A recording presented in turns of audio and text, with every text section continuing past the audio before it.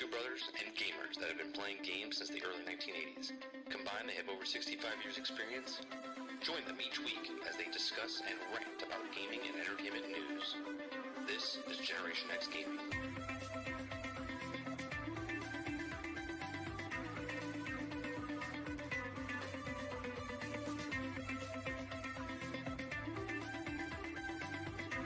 Hello, everybody, and welcome back to another week, another episode of Generation X Gaming, the weekly podcast that goes over a few of the top stories from the past week, and we rant along the way. I'm your host, 30 and Still Gaming, and joining me each and every single week is Sgt McClusky.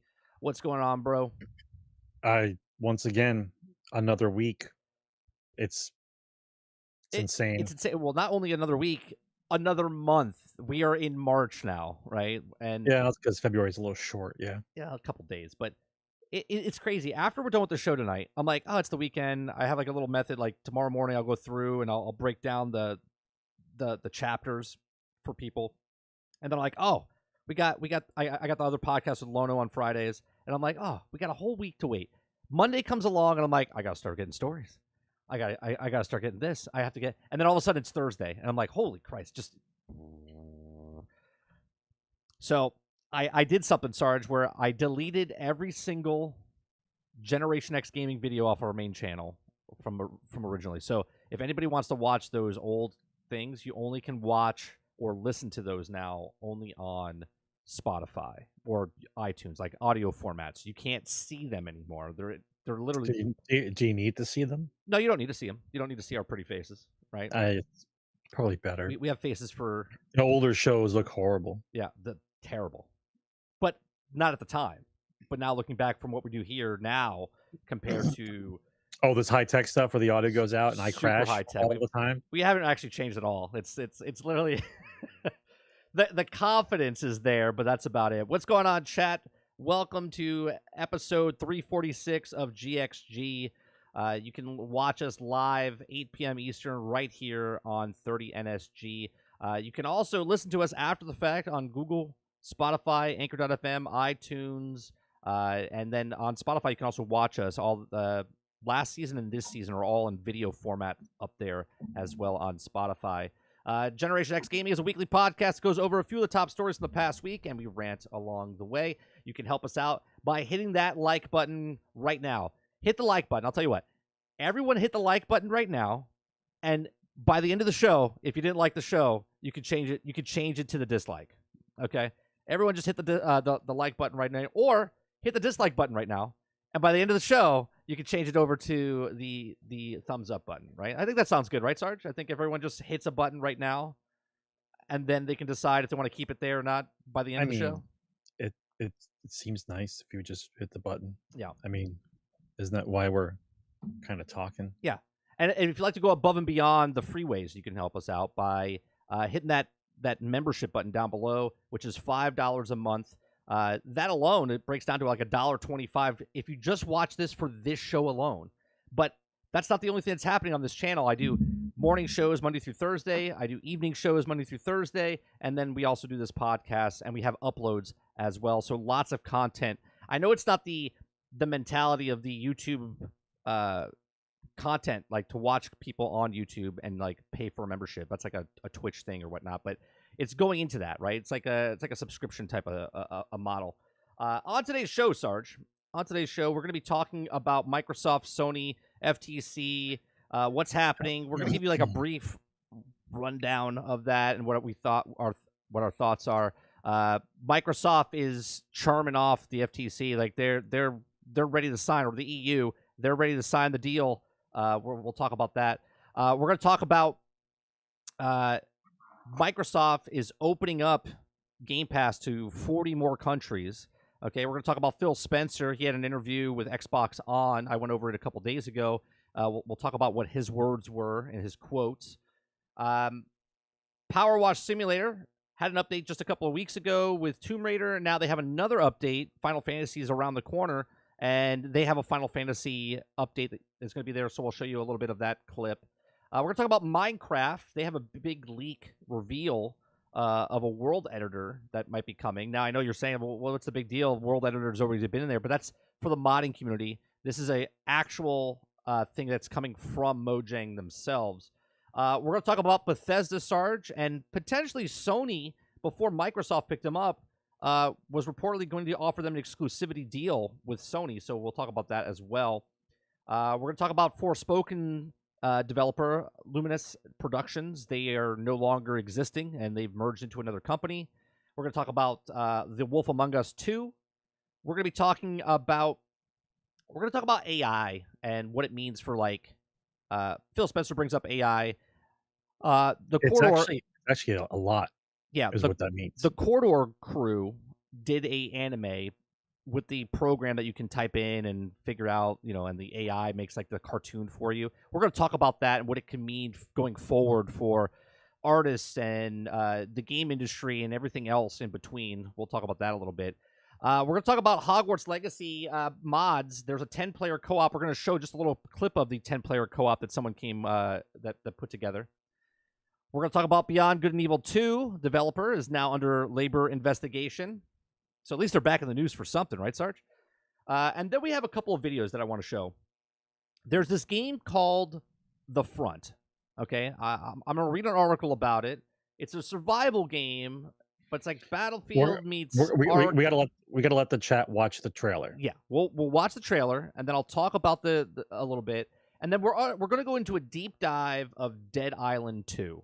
They just came out with a deep dive thing. It's 14 minutes long. We're going to watch this near the second half of the show, and we're going to watch the Dead Island 14 minutes, watch it, to talk about it a little bit, and see what it's all about. And I think that is everything that's on today's show. If we don't get to any of the topics, I'll let you know by the end of the show, and then we have the Q&A at the very end of the show as well. So it's time for what we've been playing.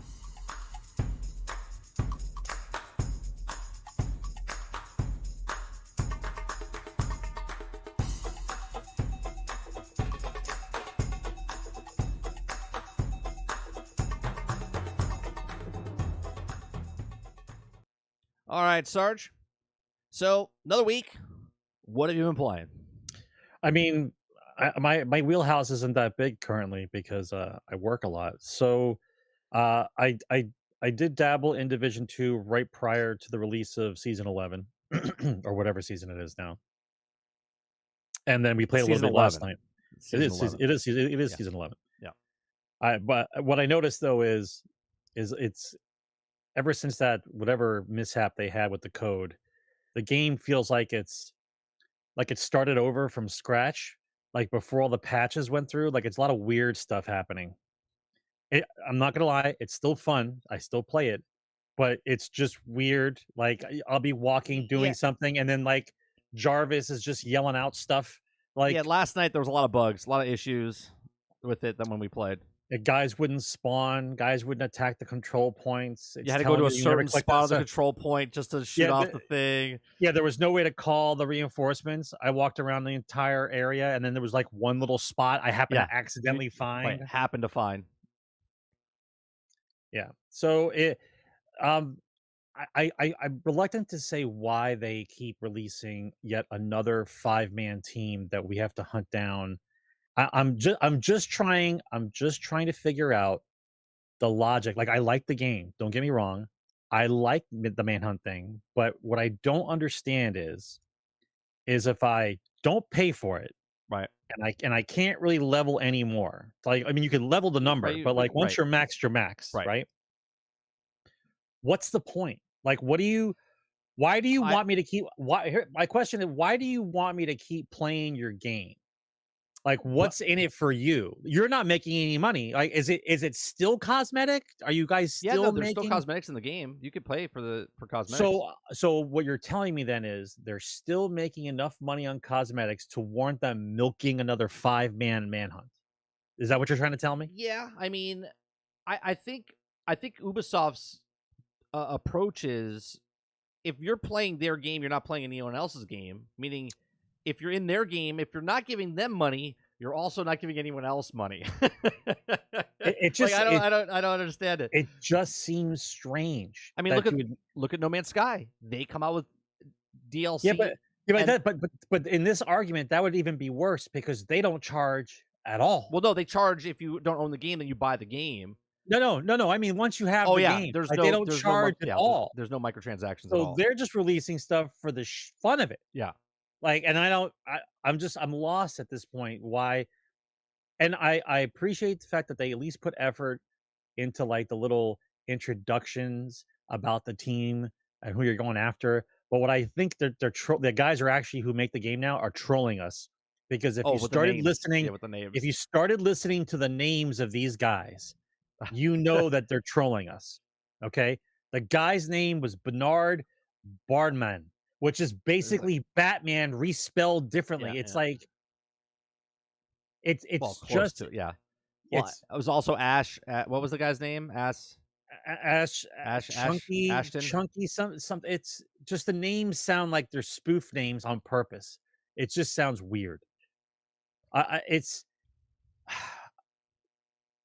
like the last manhunt. We didn't even get to kill the last guy. He ran away, and then we had to wait 6 weeks before somebody else came out. Like, Well, you know what's funny? I want what they're doing in Division for games like what Marvel could have done and also what Gotham could do, right? Like, think about it. If Gotham Knights released 5 people every 3 months, like 5 new villains that you could go up against, like you have to go capture Riddler and go capture Penguin and go capture Two-Face, right? That would be amazing for a game like that. Here we have generic Joe, generic Jane, go capture this guy. We got douchebag McRich, right? Like, there's just all these guys that you're going after, and you're right. What is the point? And I think the point is like what we do. Like, I like just logging in, and this is not the clientele they're going for, by the way. But the point for at least me is to hang out with you or Rebel or Brain and just kind of sit around and talk. Yeah, we sit around and talk. We're playing the game. and talk and game with a pointless, like, no drive whatsoever. You're like, oh, what are you going for? Or like, oh, whatever. You know, that's the point, I think, right now for people that are looking for something. Once you're done with the game on your max level and end game's been around for 5 years, there's really no point to actually run it. But all the armor is specified. Like, I as I'm playing the game, I realize like all the armors and gear is for a marksman rifle. Like, they want you to use marksman rifle. Like, that's the point. Lurker in chat says you guys spent an hour literally trying to blow chunks. That's right.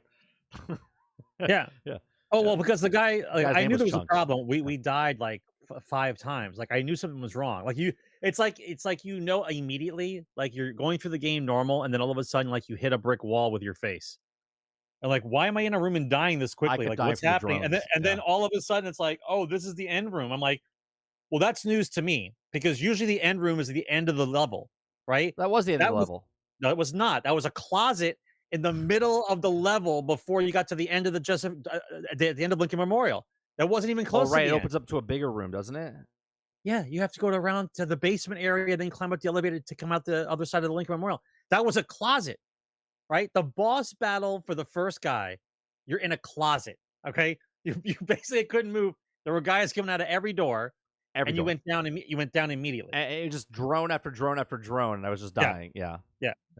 It wasn't fun at that moment. It's surprising because you're so used to killing everybody so quickly all the time that when you finally get owned, it's a difference, right? I'm not mad about it. Like, I get a little disappointed. I'm like, because I don't know what's going on. I'm like, what's happening? Why am I? Because like you get the flow, right? We're going through. It's a little difficult. Throw the thing, do the skill, right? Hide, and then all of a sudden you get smacked hard. I'm like, oh, it's the main guy. Oh, that makes sense. Well, another thing they did, Sarge, they started updating the castle that's been been dead for 4 years, right? The castle's actually being improved now. The settlement that got bombed, finally, they're starting to build on it. Now, my first question is, and this is a very small excitement for me because I like to see progression in a game, like a building get built or something. I like to see something happen. Yeah. But there's no mission quests in the game that allow it. So now I'm thinking they're going to upgrade the settlement every time a new season comes out. Manhunt. After every time the new manhunt starts. New manhunt. Oh, you're saying about the 5 manhunt guys. Right. So we won't see what the settlement looks like until the end of this season when every guy you've killed, right? I'm guessing that's how it's going to be because it's not like the other settlements where you progress mission wise and the actual settlement expands. Right. Well, we'll see. Right. I played a little bit of Darkest Dungeon. I got a team of like 20 guys solid. and then I had a really bad run Ooh, how many did you twice. lose? How many did you Twice. lose? I lost 4 or 5 guys. It was Ooh, horrible. that's a big chunk.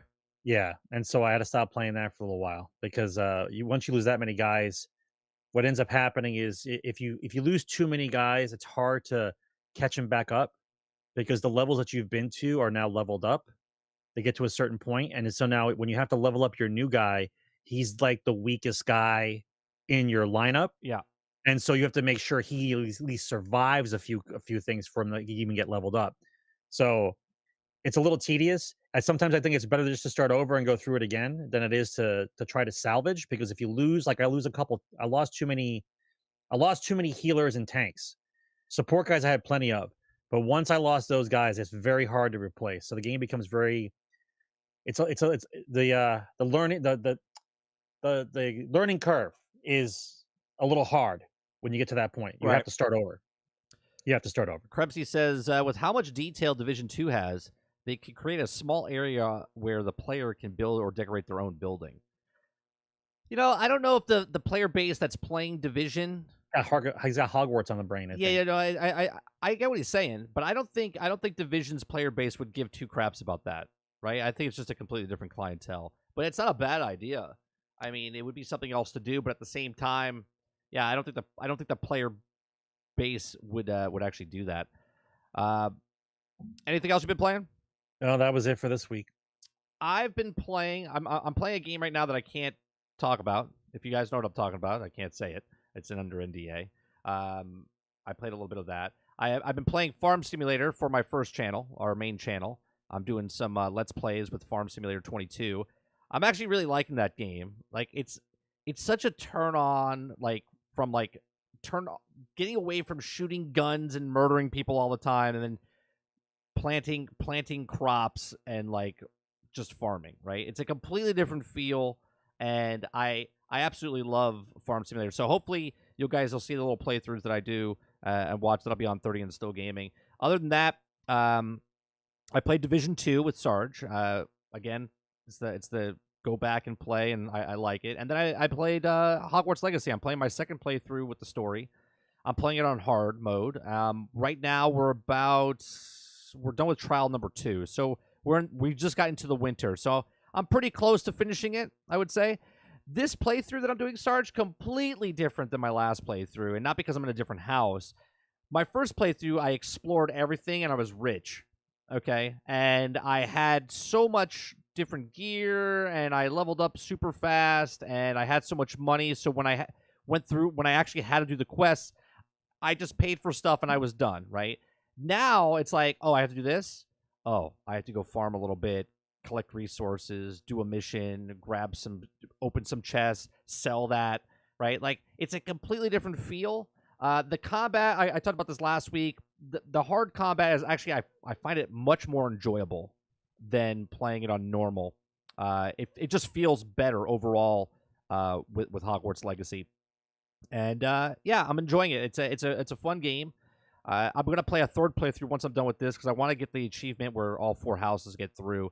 But the bad part about this is if you want to max out all your characters, you have to go do all the challenges for each of the houses to get your character leveled up. So it's a little, if first time's fun, second time is okay, third time will probably be just good, and then the last time you're just kind of like beating your head against the wall trying to go through it to collect everything again because it's a little monotonous after that, right? But overall, I think Hogwarts is great. There's some rumors and stuff about there might be some DLC coming down the road. They've read inside the files. They said they might add something in after there's other things come out.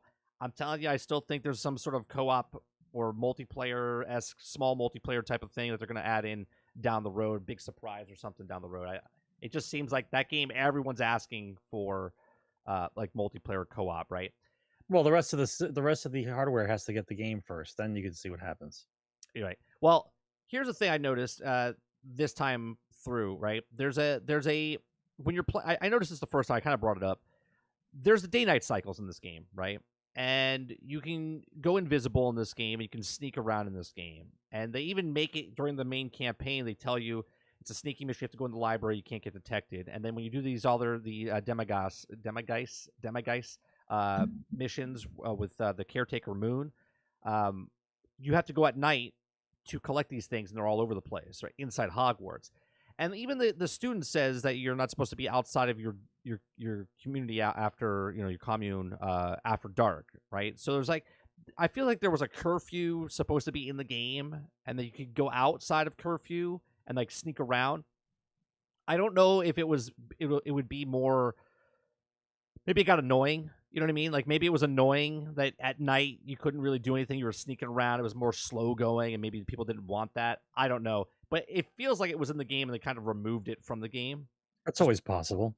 They're trying to make it more realistic base, and then all of a sudden they just say it's too tedious. There's no reason. It doesn't benefit the game at all, and they get rid of it. Yeah, they cut a lot of stuff out. And there's a couple other things in the game that they probably had in the game they pulled, and I do think that they could put the possibility of them adding it after the fact later. One of my videos that I created about New Game Plus, talking about if they do add a New Game Plus, I'm kind of wondering. I asked my community, and a lot of people commented on how they could do it. I don't know the way they implemented stuff in this game. I don't know if a New Game Plus would be good, because if I have to reset the game, right? New Game Plus means I'm full maxed out, but then if I'm maxed out and then I'm going back into the school to learn the same spells, it's kind of like not as interesting. So I'm just curious. So are you playing the other houses now just to see their room at this point? I'm playing it to get the achievement. No, what I'm saying is, but yeah, that's basically, if you're doing the same missions and you're carrying the same stuff over and over again, but the only thing that really changes throughout your playthrough is the common room. Yeah, it's a common room, and like your the outfits you can collect and whatnot. Yeah. And then I guess the way you talk to people, but there's not really much of a difference. You can be rude or something like that for a couple of lines, but other than they're not forever in your enemy category because you badmouth them. No. The game doesn't remember that far in. Yeah. And that's a conversation we're going to talk about a little bit later, though. I think AI is going to have a big factor in gaming. Yeah, Tweak says I don't think it would be. He says this game is made for single playthrough. Yeah, I don't know if they add a New Game Plus, it'll be really hard to like make it interesting, because I think it's just be the same game, but now you lost everything but your max level. For shits and giggles, you probably will get, after it's released for all the hardware, you'll probably get Quidditch that people can hang around and play in. Yeah, that'll probably be like the only thing that you'll get afterwards. You may, and I say this with a small positive outlook, that you'll get a DLC, an actual DLC. Well, if they do it though, Sarge, lore base wise, it doesn't fit in the game, because you're done with this. We talked about this, I think, last week. At the end of the game, you're done with your 5th year, and there's no Quidditch in the game in your 5th year because the headmaster canceled it. So if they implement a DLC for Quidditch, then it would have to be a standalone mode, and you couldn't use your character in it because it's the end of the school year, and there is no Quidditch in that school year. But you keep trying to fit it into like it's got to be realistic all around. But that's what the story is. I think that after everyone plays the game, I think for fun, you can just have Quidditch and people can play. Sure. But you wouldn't be able to use your character. That's what I'm saying. Right. You would just be some kid riding a broom. Yeah. Off-season training. Sure. Right. As long as they have like Nigel Black come in and say, I've brought back Quidditch and hurrah, hurrah, thanks for me, whatever. I mean, we all know that games get things cut out anyway. And I still think that after all this game has been through, I think this is one of the most solid openings for a game in a long time. Yeah, I think this is as far as a third-party game, like a Rockstar game, or like a Mass Effect game. This is like one of those games, or even like Skyrim. This is like one of those games that comes out once every like 7 years. You know what I mean? Like, well, I wouldn't say that, because I thought I always get them confused. Is it Ghost of Tsushima or Sekiro? Well, that's a first-party title, or both. One of the where the game itself is really, really good. Like, that's what I'm saying. This is a third-party game. That's a first-party title. Oh, I see what you're saying. You're talking about third-party game. Yeah, that a good third-party game comes out once every like 5 to 7 years. You know what I mean? Well, Ori was good, but that wasn't like a really big open world type of thing. Yeah. So that's what we've been playing. Let's get to the top stories.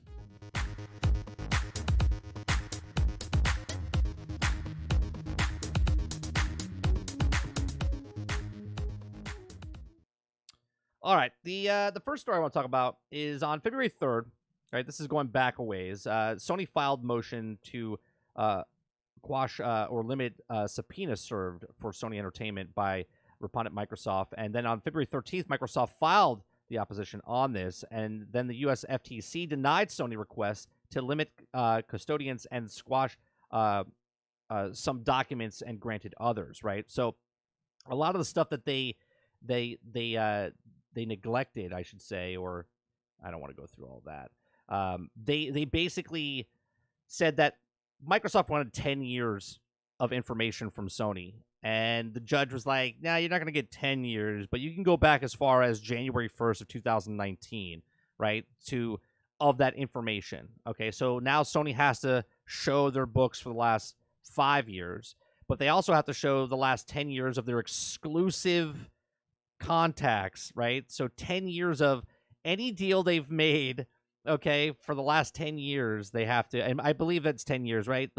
Correct me if I'm wrong, chat, but I believe it's 10 years to get the information to Microsoft or to the FTC or the EU, sorry, about all the exclusive deals they've made.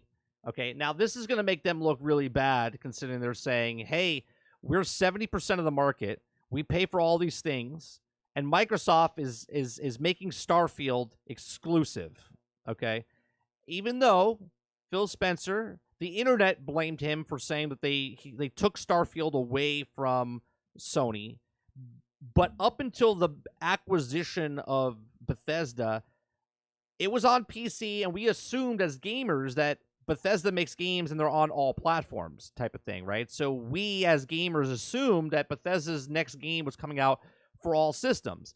And then all of a sudden, the Activision, or not Activision, the Bethesda ZeniMax deal went through and Microsoft bought them. And then all of a sudden, Phil Spencer comes out and says, we've never taken any games away from other consoles that were already there. So they Deathloop was out there, Doom, all the games that were already out, they kept their deals with the companies.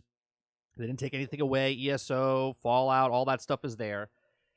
And then he says, and then the new games, which he says a case-by-case scenario, is that they took Starfield and made it exclusive, right? And people started losing their minds. Now, I'm in the mindset, Sarge, I don't care. I'm not a fanboy of Xbox. I'm not a fanboy of Sony. I'm just a gamer, and I'll buy wherever the game is that I want to play. If I can afford it, I'll buy it and play it, right? Spider-Man 2 is coming out later this year. It's only on PlayStation 5. I can't afford a PlayStation 5, so I will not be playing Spider-Man 2 until whenever I get a PlayStation 5, right? So is that exclusive, and I should be mad at Sony for only making it for one box that they own, right? Because I'm a PlayStation 4 owner. I mean, that's just the way it is, right? So I want to go to the actual quotes of what Phil Spencer said. Some of the quotes that he has, he says, "We want to increase the places where people can play Call of Duty," says Spencer. Okay, he says, "I think a little bit like Minecraft. I think when they required Minecraft, our monthly active player base was 20 to 30 million. This was back in 2012. Okay, and I'm doing this from memory," he says, "but I think that about the size of Minecraft was, and I think that's about maybe 100. Now it's about 120 million monthly players on Minecraft, right?" So when he talks about games coming out that are on certain platforms, cross-platform, across all platforms, if you notice this, he's kind of putting Call of Duty in that same area as Minecraft, because Minecraft is a multiplayer game. It's a single-player game. It's a multiplayer game. People play it together. Call of Duty is a single-player game, multiplayer game, and people play it together. Starfield is a single-player game, and that's it.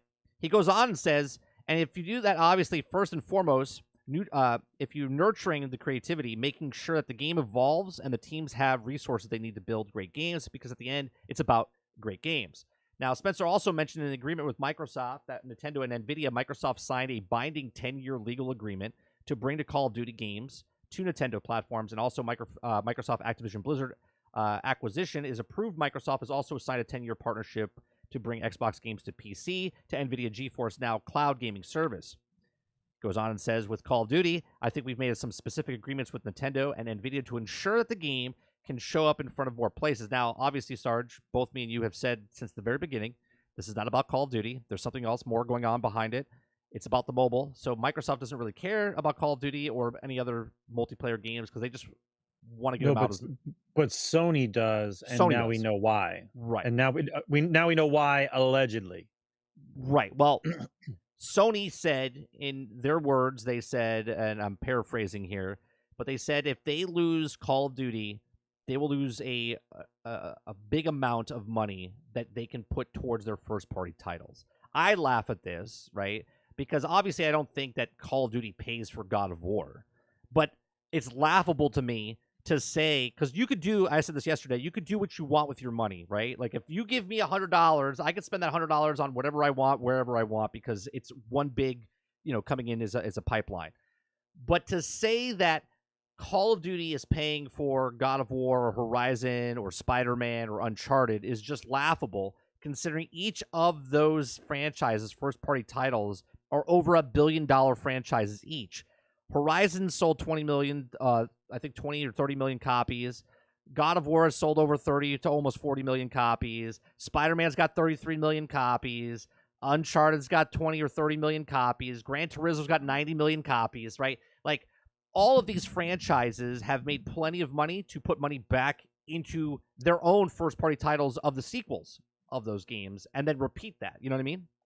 But what I find interesting is that we're made to believe by Sony's statement that like they don't have, like the company doesn't set aside funds for them to make their first party titles for this section of their industry, right? They're saying that you're trying to make me believe that the profits from this one game is the substantial amount of money that's given to the first party titles for this segment of the industry. I find that hard to believe. So are you saying that before COD you were allocating more money of the pie towards new game releases, new first party titles, but when you got COD to take the place of it, you use that money to do something else with it? So you're saying that you don't give money to your first party developer titles unless it's made by another one of your games? Like it doesn't. If I take that at face value, right, I'm an idiot. Right. You can't tell me that a part of your capital to build new product is coming directly from one of your own products, as opposed to you setting aside money to build those products, right? Maybe a little bit, Sure. but as a defense, no, there's no way. Well, I also look at it, if Call of Duty is selling 30 million copies a year and they're getting 50% of that. So they're getting, and when I say 50%, I don't mean money-wise. I mean, like, if there's 30 million copies sold across all platforms and they're getting 48%, I'll just raise it to 50%, right? They're getting 7 million copies, 8 million copies, and that's basically what a God of War sells when it first comes out, right? Like, between like 7 and 11 million copies. So they're making that money, and they're making 30% or 70% of that, whatever it is, or 30% of each of those sales. Them saying that is laughable. That it's the same thing when Bungie said that if you bought this in the Eververse store, that's how we made. Yeah, that's how we made the dungeons and the whatever. That's just laughable, nonsense. Especially since the game itself, we don't know how many copies it sold, but it was roughly like 15 million copies. The initial 15 million copies they made, that money can literally pay for the studio for the decade. Okay, for the actual putting it back into the actual business, right? That's not what I'm saying, Krebsy. What I'm saying is the way that Sony is talking about it, they're putting all their eggs in one basket. If they lose Call of Duty, then they can't fund their first party title creation. And that to me sounds nonsensical. If the first party title segment of your gaming company is what drives it, then I'm pretty sure a good part of the pie that you put into the company is to build those titles. So what you're telling me is you don't want to put money into those titles out of your own pocket. You want it to be part of the profits from another game that's being sold. Right. It doesn't make sense to me. Do you care about your first party titles? Do you want to invest in that? Or are you only invested in it because this game makes money and we're just using it as a piggyback? It just sounds weird. It just sounds strange. Maybe, but I'm not going to take that. I'm not taking that as face value. There's no way. Yeah, well, to make it even more laughable, Sarge, Sony came out and said that if they lose Call of Duty, which, again, conversation doesn't even need to happen because Call of Duty is not getting taken away from them, right? Like Microsoft is literally going out of their way to give a 10-year deal to everybody to say, here, take Call of Duty. We want to make as much money back on Call of Duty as fast as possible of our $60 billion. Sure. Right? So, but more laughable than the Sony saying that that Call of Duty pays for our first-party titles is Microsoft saying if the Activision deal doesn't go through, that they're going to sell off the Xbox division. And whoever, I want to know which article said it first. I want to send them I'm going to tweet at them. I'm going to send a tweet I think at it was a person. I don't think it was an actual article. I'm serious. I want to know where that came out. That is the dumbest thing I have ever heard, right? That you believe that after this much time spent trying to galvanize the Game Pass model and to put it onto 3 billion devices and to have no hardware and to go totally software and to get it into everybody's hands.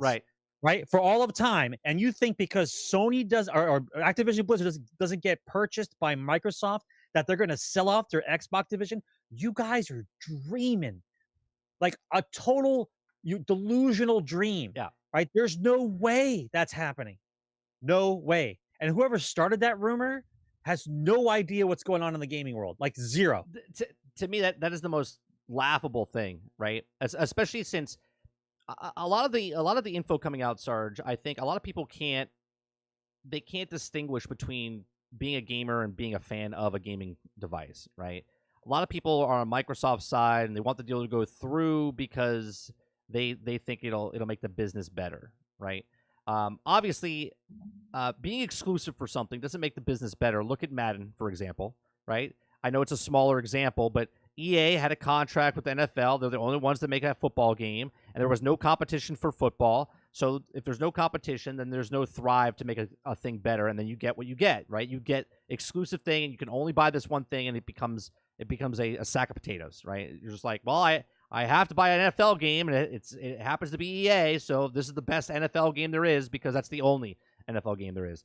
Right, I don't know if that's going to happen because Call of Duty is now purchased by Microsoft, right? Microsoft, thanks for becoming a member. lot of people think because Microsoft's buying it, the world's doomsday and the world's going to become worse off. And they think that Activision shouldn't be bought or Activision should be broken up so other people can buy it. But if Microsoft doesn't buy it, Tencent buys it. And if Tencent doesn't buy it, Amazon buys it. And Amazon doesn't buy it, a individual from Saudi Arabia buys it, right? Somebody is going to buy it and then do what they're doing and then so on and so forth, right?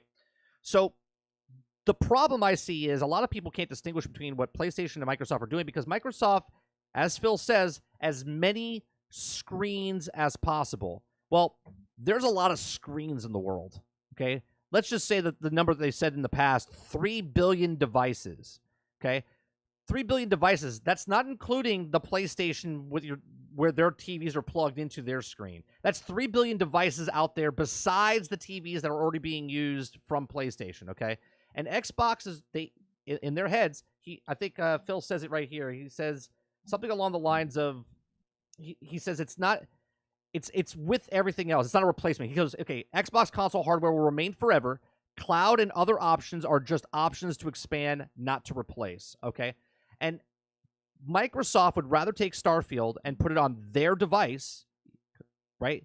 Phil Spencer says out loud, we want to take our games and put them on more screens, right? And then other people look at that and go, well, PlayStation's more screens, so why would you take it away from PlayStation? And I think the way Microsoft, and this is how I'm looking at it, Microsoft's looking at it going, we have a console, PlayStation has a console. They're both consoles. They both plug into a television set, okay? And that's how they're played. Why would we give them this when they can come over to our platform over here and either play it on Xbox, play it on PC, play it through your phone, play it through your Samsung TV, play it on the go, whatever, right? They don't need PlayStation and the 175 million copies of PlayStation that are out there, maxed. That's the saturation point, okay? And then all of a sudden, magically, they have 3 billion devices they can put their stuff in. So losing the 175 million to gain the 3 billion is a bigger chunk, right? 100 million, 3 billion. Well, the way I look at it is this: is Microsoft as a company wasn't a game company. It wasn't like to make a piece of hardware to sell video games. Microsoft is a software company, right? That's their thing. That's what they're known for. They're known for Windows and all the other software programs they came out with that made them billions and billions of Right. dollars, right? So if there is a chance for them to get rid of the hardware and make it completely software, which is their wheelhouse, right? And have software on any device anywhere on the planet, okay? Then that's what they're going to do because that's their strength, right? They're a software company, right? They're not a game system company. They got into that market because they knew the possibilities of what it would be down Right. the line because there's a lot of money to be made in gaming. But now as gaming gets more and more tech savvy, okay? And I'm going to throw it in here now. We could have did it a little later, but I'm going to throw it in now.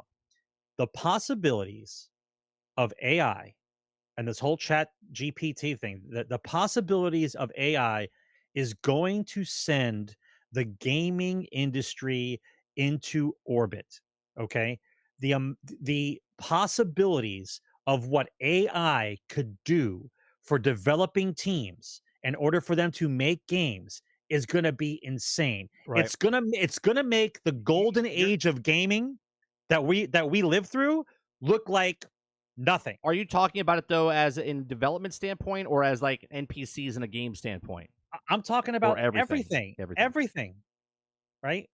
If AI is helping you design a game, if AI is rendering things for you, you type in what you want and it's going to give you what you want, the code and everything else. Do you know how much time they're going to save on development? Right. Well, it's going to be insane. Before we get more into that, I kind of want to still stick in with Microsoft and Xbox, right?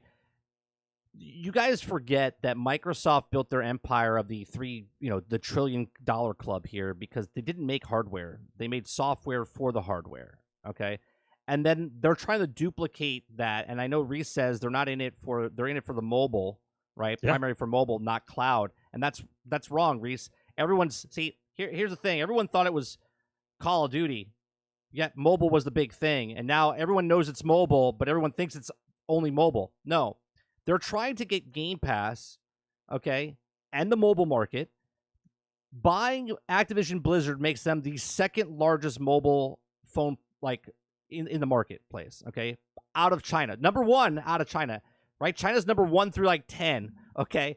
But if they buy this, all of a sudden Microsoft becomes number 1 outside of China, okay? Ahead of Apple, whatever, for mobile stuff. Now, if they could take their app of, let's say, Xbox Game Pass, and let's just say they take Candy Crush and they put it onto Game Pass, right? And then they try to implement Game Pass onto all those devices, right? So now they're not just selling Game Pass on your mobile device. They're selling, Candy Crush on the mobile devices. They're putting Candy Crush behind a thing that they can play it on all their devices. They're trying to do exactly what they did with the software in your computer into mobile devices, okay? And if they can get Game Pass to be that household Windows type of thing for mobile devices and screens and all that other stuff, right? For gaming, that's the bigger picture going down the road. It's not about just getting mobile. Sure, mobile is the market they want, but Game Pass they want to try to do the Trojan horse to get it into mobile. That way, it's across everything. This could be an interesting. I've been reading a lot of articles and the comparisons they're making right now with where we stand with electric cars, AI, and renewable energy sources, right? The comparison was made at the turn of the century for the 19th century or the 20th century, where the car, the telephone, and I forget what the other thing was. I forget what other. There was another major invention. All three at once. They were in the same period. And what happened to worldwide economies because of those three things? The automobile, the telephone, and it was one more. I can't remember. I'll remember. So now we're living in a time where history repeats itself. And now we're looking at the boom of electric cars, AI, and renewable energy sources. Right. And these three things are going to basically explode where we go as a society because of the possibilities of what they can do. And gaming, I'm telling you, man, just look up the possibilities of AI and look what it can do. And then think about using that kind of power into game development. Right. Never mind military development and everything else they can do. Just in game development. It's going to be insane. It's going to be insane. Real quick, Paul It Gaming. might be lurker. It might be like electricity, cars and phones. Yeah, I think so. It was in like the same 15 years. Paul Gaming says if the next gen only console you can buy is PlayStation, it's a fail for everyone. And I started saying this a couple days ago, Paul, on my stream. I said PlayStation needs Xbox, right? Obviously, Nintendo's still in the picture. So if Xbox decides to fold up the box and they move on just to streaming, PlayStation still has competition against Nintendo, even though it's not the same type of, one's a mobile device, but there's still competition there. But this is what I've been saying the entire time.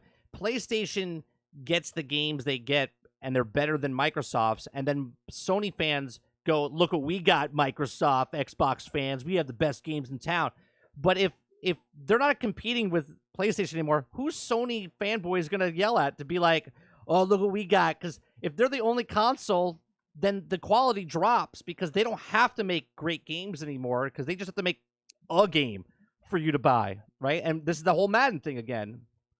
Well, it's similar but not the same, because if you have a console and I can still play games on something else besides a console, it's still technically competition because my form of entertainment is where the good stuff is. Sure.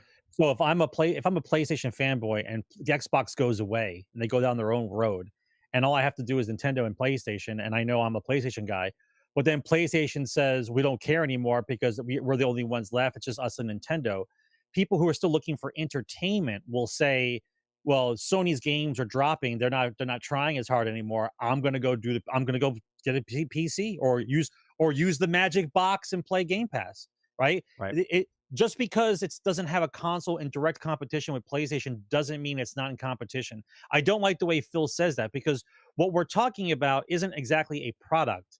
What we're talking about, because of the industry that it's in, is we're talking about time, right? I want time for entertainment, and I'm choosing either Sony for entertainment or I'm choosing something else as entertainment, right? Regardless of what the platform is. If it's digital, a console, a PC, virtual reality, whatever, I'm just talking about time. So that's why I don't agree with Phil when he says certain things like that, because I know it's not direct competition the way that the old way of thinking is, Right. where you have two soda companies and they're in direct competition. We're talking about entertainment, right? And if you are a gamer, or I won't use the quotes, but if you are a gamer, then basically you are designating time of your life for entertainment in this industry. And so whether it be Sony or not, whoever has the best stuff that you happen to like is where you're planting your flag. Right. Real quick, Krebsy, that wouldn't happen, right? If Sony's competing against PC, they're literally 1/10 of what PC is. I think the article I looked up the other day, it was like either 2.2 or 1.7 billion PC gamers out there, and yet there's even if you do 175 million, even if you combine PlayStation 4 with PlayStation 5, it's literally 1/10 of the size of PC. It's not competing. So Sony goes from 70% market share, okay, to dead last because PC is way ahead of Sony. But once again, I'm throwing the monkey wrench in here, right? Once we have established what AI can do, whatever the next form of PC is going to take, it's going to be like this all-encompassing thing.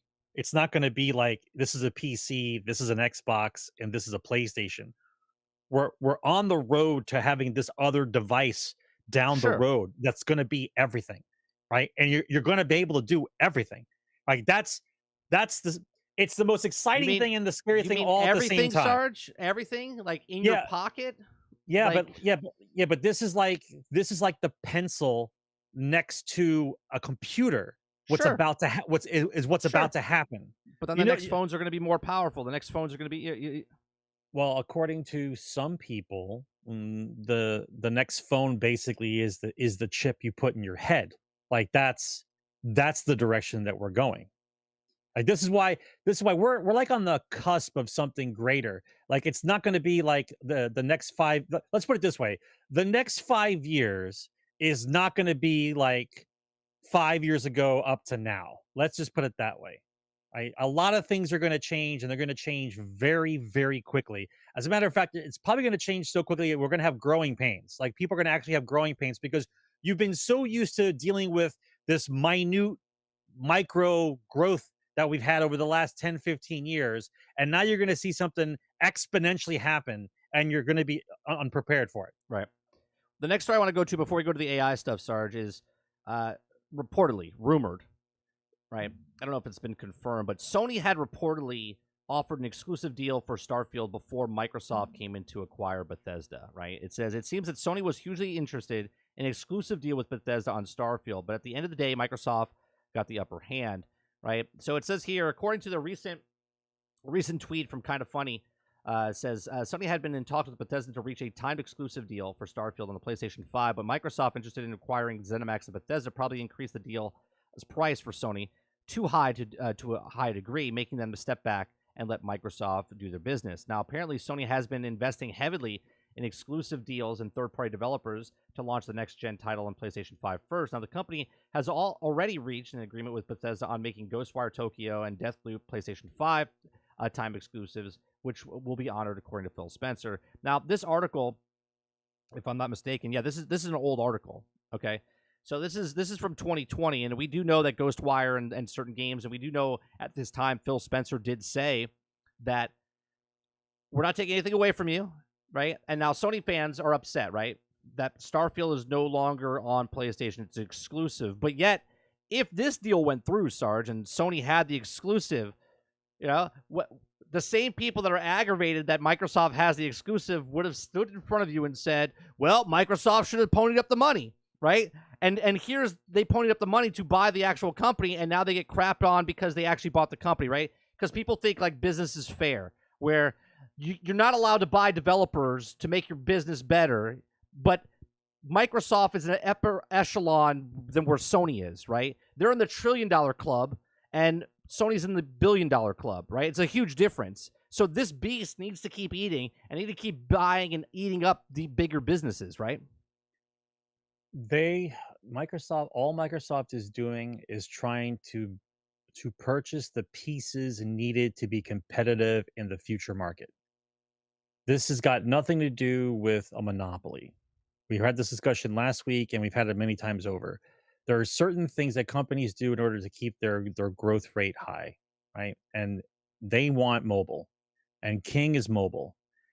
It just happens to be that there's other things that are involved with Activision Blizzard, so they happen to go along with it, and it's all attached. Right. But they want the mobile. Now, if I take the two arguments and I put them together, Microsoft wants mobile and Sony wants their free cash cow to make first-party titles, and I put those things together, that argument doesn't equal monopoly or antitrust. All that equals is that one person was able to make a purchase before another person was, and is going to go on making the same things that they were doing before, right? Sony's not losing market share to Xbox because they own their market share of the gaming industry. It's not going anywhere, right? Microsoft is trying to go in their own direction and saying, and make our market share. Right, and make our own market share. That's basically what's happening. It's like, listen, if the court case happens, it's going to happen in August. If there's no court case, the deal closes in June. That's basically what happens. If there's really pushback. Now, I've been watching a lot of business news the last 3 or 4 days, and now the EU is backing them, and I think another group is backing them and saying the deal's fine. Now they're all saying the deal's fine. Before, everything was a problem. Now all of a sudden the deal's fine. So you see how this goes, right? They go through the bullet points. What are your grievances? This is what we're afraid it's going to happen. This is why we're buying it. This is what we do, and we're moving forward. It's not going to be this thing where, like what they talk about, where if Xbox doesn't get Sony, it's over, and they say they sell Xbox. That's just not going to happen. Right. The next one story is that Microsoft opens up PC Game Pass to 40 new countries in a big subscription push. Right. They're trying to get the numbers up. Right. Get first-party titles, get third-party titles, bring them all onto Game Pass. Constantly move that wheel. It says Game Pass is now available in 86 countries as a preview version of Microsoft's PC Game Pass service launches in many additional European markets. Now, the PC Game Pass subscription will be available in 40 markets throughout the Xbox Insider Hub app, which will unlock a preview version of the service before it launches fully. In the coming months, PC Game Pass will launch in these countries for all players and experience. And the big expansion means that 86 countries will now have access to Game Pass as Microsoft seeks to capitalize on its new markets to grow its subscription service. Now, while Xbox Phil Spencer warned the growth is slowing down on the console side, Xbox Game Pass last year, he did mention that the company is seeing incredible growth on PC, right? And this is a difference, right? Xbox only sells like, I don't know, I think they have like 70 million copies from like the last one or 80, and then they have, I think, 18 now for the new one. So they're just approaching around 100 million units. That's about it, right? That's the cap. This is why they're moving over to the $2 billion market of PC, and then obviously there's the cloud gaming on top of that. It says PC Game Pass subscription increased by 159% year over year in October, with the PC side looking with obvious growth area in Microsoft. So there's a list of the countries that it's going to be in. Quick expansion. See how fast that was? They didn't have to ship anything, Sarge. They didn't have to do anything of the sort to get Game Pass into other countries. All they did was push a button in the home office, and now it's in 40 other countries. Okay? 86 countries total. On top of that, I want to go into Corridor Group, or Corridor Crew. It's a YouTube channel. They're a bunch of creators that make pretty cool videos. They try different experiments. They do different things. They all work in the business. They do work for Hollywood on certain things. They do their own independent stuff. They did this this AI test. But they did this kind of style of, they took pictures.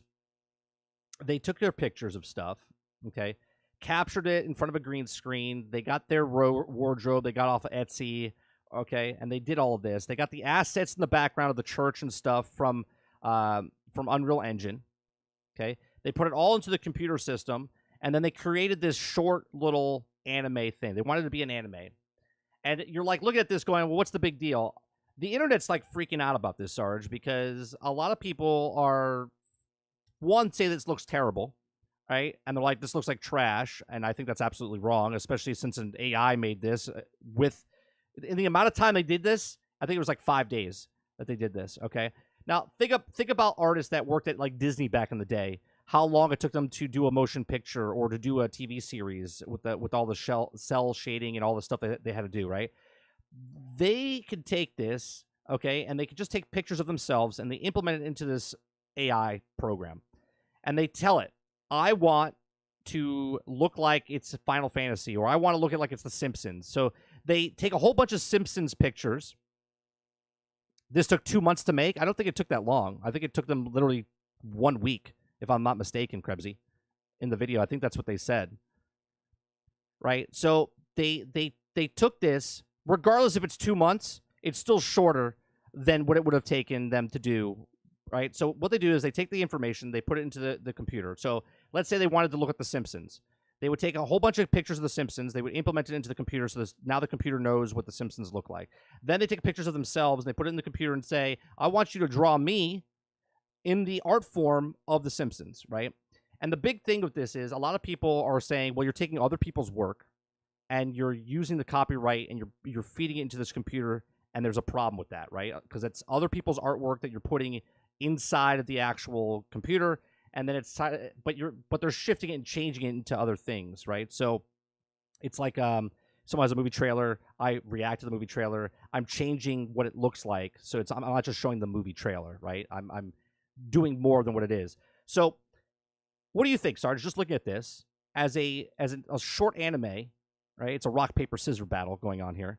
Okay, what do you think that the quality? Obviously, it's not great, but at the same time, it's pretty hell of impressive what an AI program can do in a short period of time compared to if I'm a master artist and I have to hand draw this.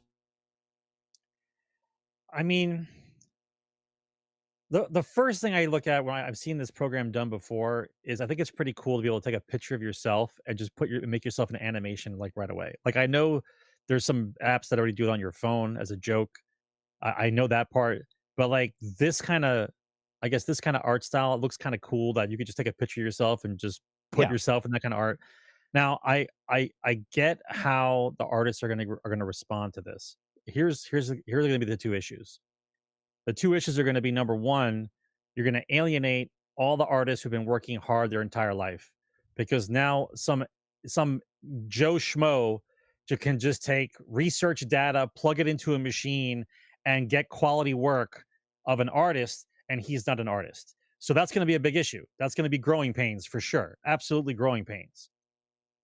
However, if an artist were to do this and put in their work and put in their stuff and use the AI to help them out, you would see the most insane art ever, right? So to me, I'm willing to overlook the fact that there's going to be some growing pains, that this is going to save time on the people who are actual artists. Is going to save them immense amounts of time, because you can plan ahead. You can put in all the information you need.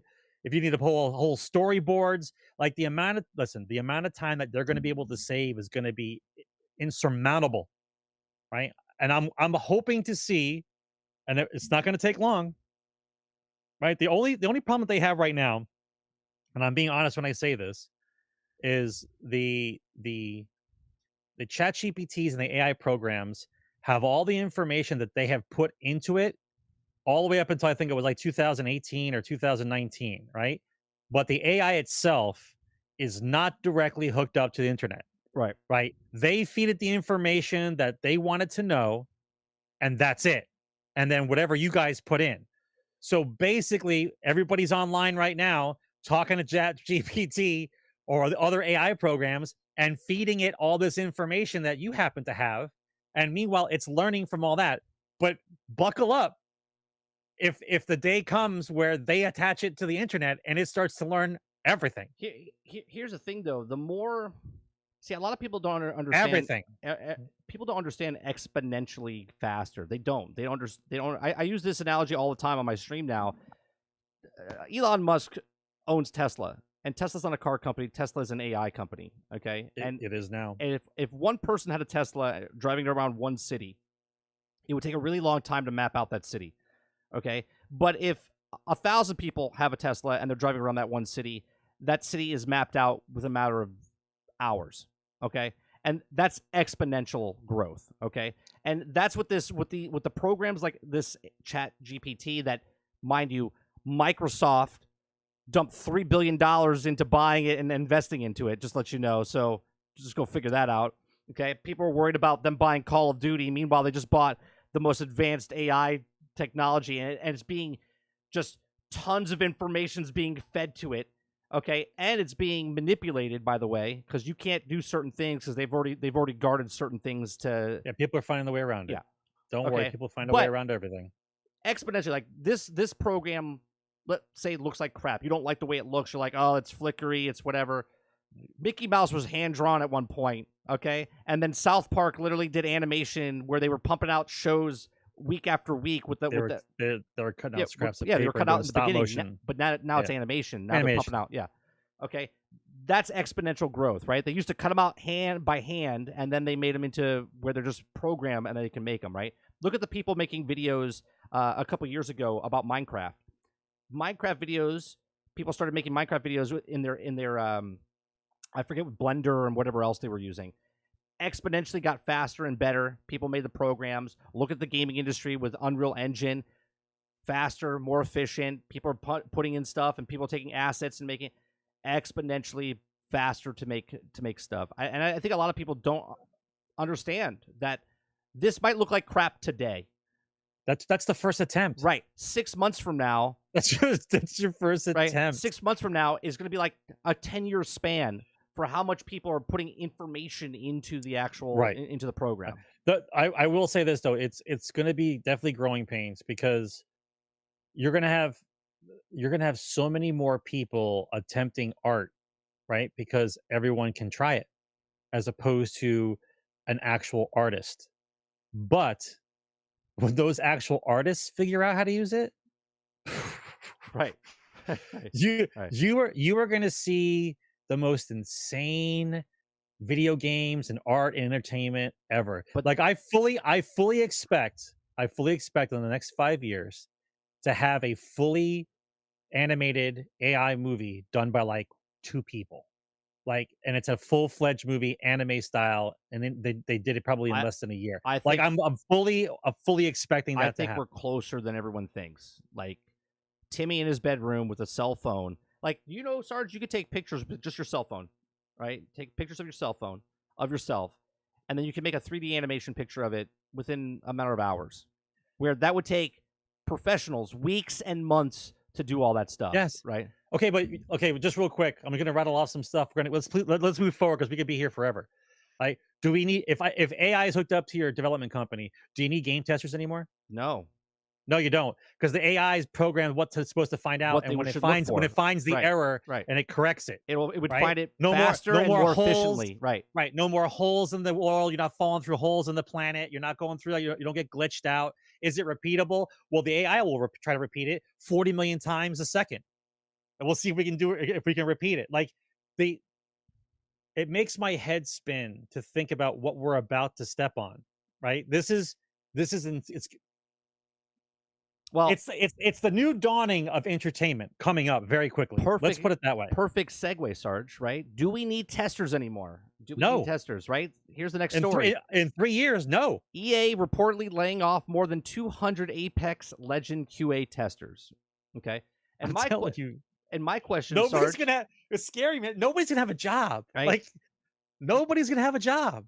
Now, obviously, it says in a recent report, the Gamer revealed statements that several affected employees confirmed that layoffs at EA will, with no attempt to move the employees onto other games. The layoffs are reportedly centralized at EA's Baton Rouge quality verification team, and multiple employees have expressed the sentiment that they have been replaced. EA UK-based QA team and Apex Legends team have been working alongside with the UK-based team and trained them for the job, feeling that the EA is having train their replacements. Right.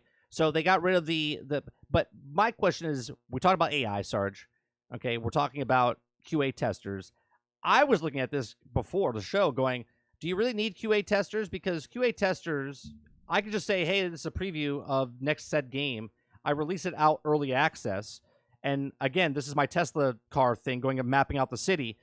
I could have 1,000 people play test this game for absolutely free. They get to play the game early. They like the game. They give us feedback. And I have playtesters, right? They don't even have to give us feedback. We could just, because it's online, we can see the problems and the success rates and the stats and everything while they're playing the game. Do you need quality testers? Obviously, it would be better if you had quality testers. Well, it wouldn't be, at that point, it wouldn't be a quality tester. What it quality would be assurance is after the AI gets done doing the quality assurance, you'd have a tester go in there and see how fun the game is. Like that guy, like 5 guys in a room playing the game that's actually fixed and not broken, and ask them if they're having fun with it or not.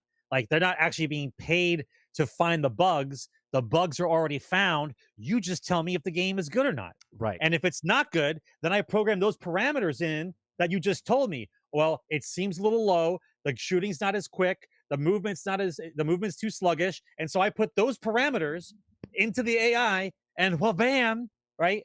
Not sluggish anymore, more responsive. Like, you guys have no idea what's about to happen. Paul, I have got mixed feelings inside. I got like an excitement here, and I got a pit in my stomach at the same time. It's whoo. I know, Man. Paul, you are a game tester, correct? Like, you are like a quality assurance tester, correct? I used to be a quality assurance tester for EA back in the day, Madden. We're talking like 2001, 2002. Okay. I used to play Madden. I used to play the sports games all the times. You have a feedback. You get your sheet, what you're looking for, trying to see any right. You're absolutely right. Right. Humans will always need to give you real feedback, but I don't need to pay those humans to give me feedback. I can literally release a test. Okay. And I can get the quality assurance that I need to see if a game is broke or buggy, and then literally put a email out to somebody that's signed up to play test. They do it all the time, and then those people can do a little survey that says, "I really liked it. It was fun." I'm literally doing that right now with a game.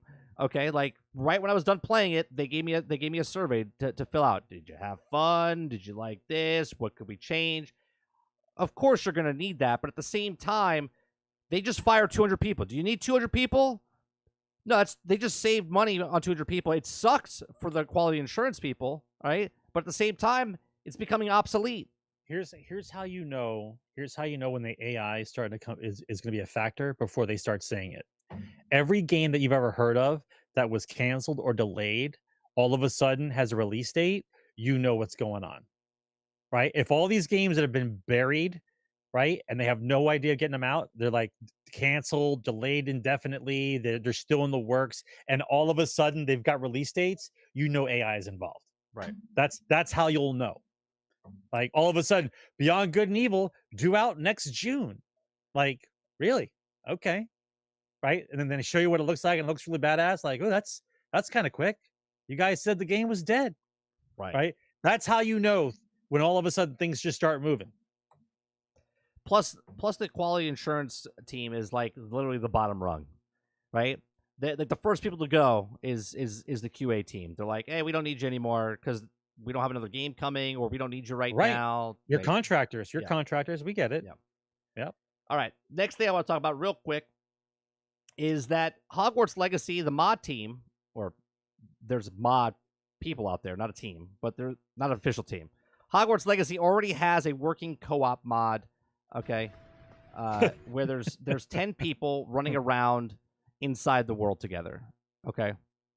Now, I always find this funny where they're like, nah, this game shouldn't be co-op or mods, and yet here's some individuals going, you know what, we're going to do it ourselves, and they're running around inside the world. So, to you, Sarge, do you think that because it was, and again, I'm not a programmer, I don't know how easy this was or hard it was to do, to them, it was probably pretty easy, okay? Hence why it was done within 3 weeks, okay?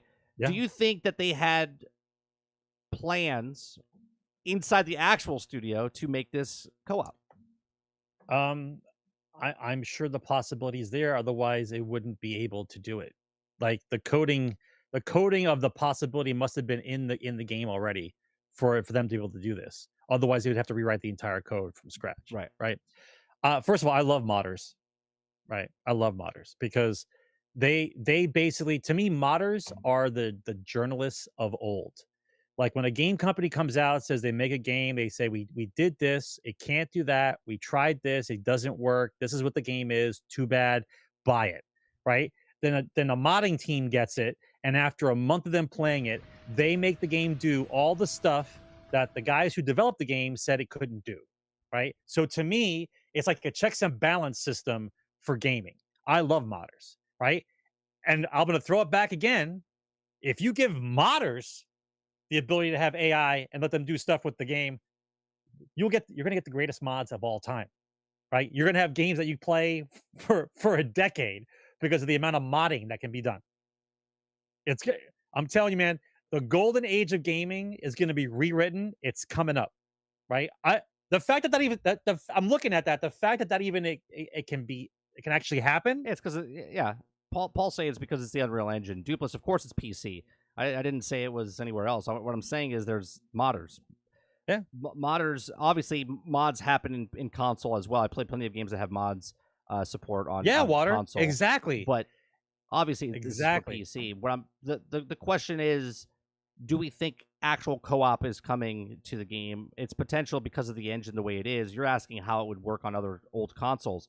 Just because there's multiplayer doesn't mean, let's say they do bring in a co-op mod. You might be shit out of luck if you're on old systems. It'd be like, sorry, no multiplayer on the old systems. Just like when Grand Theft Auto came out originally, you couldn't do first-person mode. All right, you could only do it on the next-gen system. You couldn't do it on the 360. You could do it on the Xbox One, right? You're just shit out of luck because the hardware doesn't support what certain things are. So if this was a thing that they actually brought to Hogwarts Legacy for next-gen systems, then the Switch, PlayStation 4, and the Xbox One wouldn't get it. Just wouldn't get it. It didn't even take them a month. It wasn't even a month before they did that. They were able to do something like that. God bless those modders, man. Yeah, I like them. Have you seen there's an X-Wing mod? Someone made the broom into an X-Wing. They made the broom into the Harry Potter car as he's flying into the place. They have sexy schoolgirl outfits inside the thing. Of course they do. They have a mod where if you use bad magic, like if you use unforgivable magic, you get sent to Azkaban. right? Like you get punished, right? It's crazy the amount of mods that people are putting into this game already. I think you could be Thomas the Train and like run around as Thomas the Train. Like it's just fun. Why is there always some crazy guy throwing Thomas the Train in there? I don't know. Always. I guess it's just easy. I guess the mods are super It was easy. it's in Battlefield too. I remember the Thomas Train engine. Some guy put it in Battlefield. Just giant train coming attacking somebody. Oh, it's just hilarious. For sure, Paul. Most games that are popular right now is because of mods. Yeah. That's exactly correct. Yeah. Literally, League of Legends and PUBG and it's a mod. What else? They're all the mods MOBA, of the original games. Right. A MOBA was originally a specific game, and it got turned into what a MOBA is now. Currently, it was a mod. Yeah, Counter-Strike. Yeah. Yep. I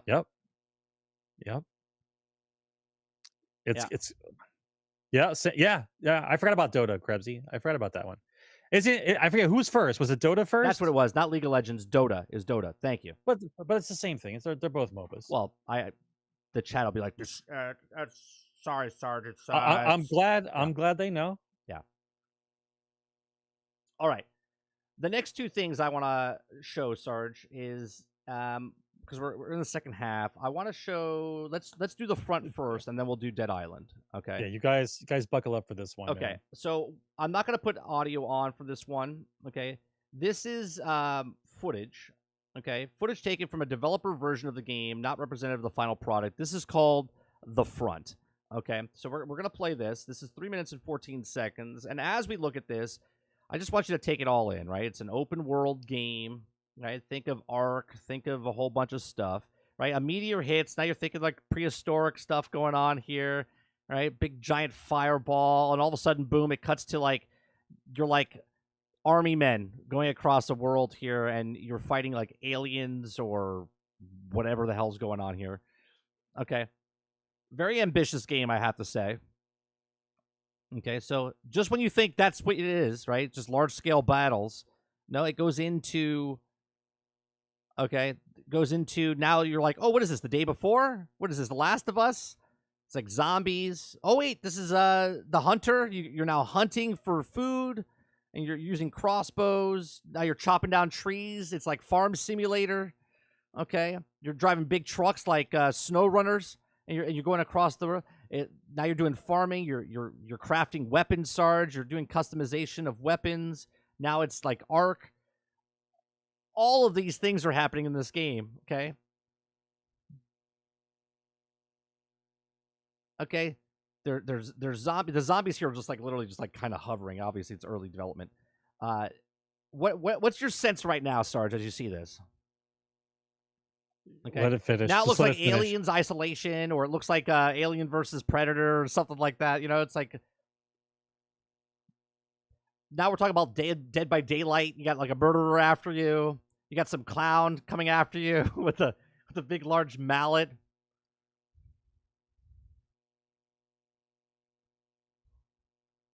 Right? There's so much going on in this trailer. I have no idea what this is. I don't know if they know what this game is. Large-scale buildings, right? They're building electricity across the thing here to give power. Right? Like, what has happened? This looks very impressive, but at the same time, I'm very confused. Very confused. Travis says, pick a lane, guys. He's digging trenches. They're putting barbed wire down. Now it's the tower defense. Like what? What is this? This is 3 minutes. We're only 2 minutes in. 2 minutes and 30 seconds in. Now I feel like I'm playing Battlefield.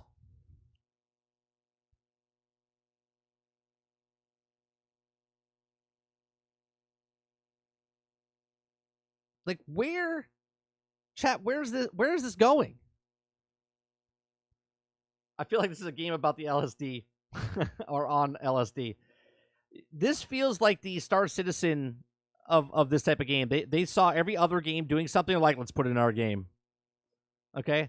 And it's called The Front. Okay, Sarge.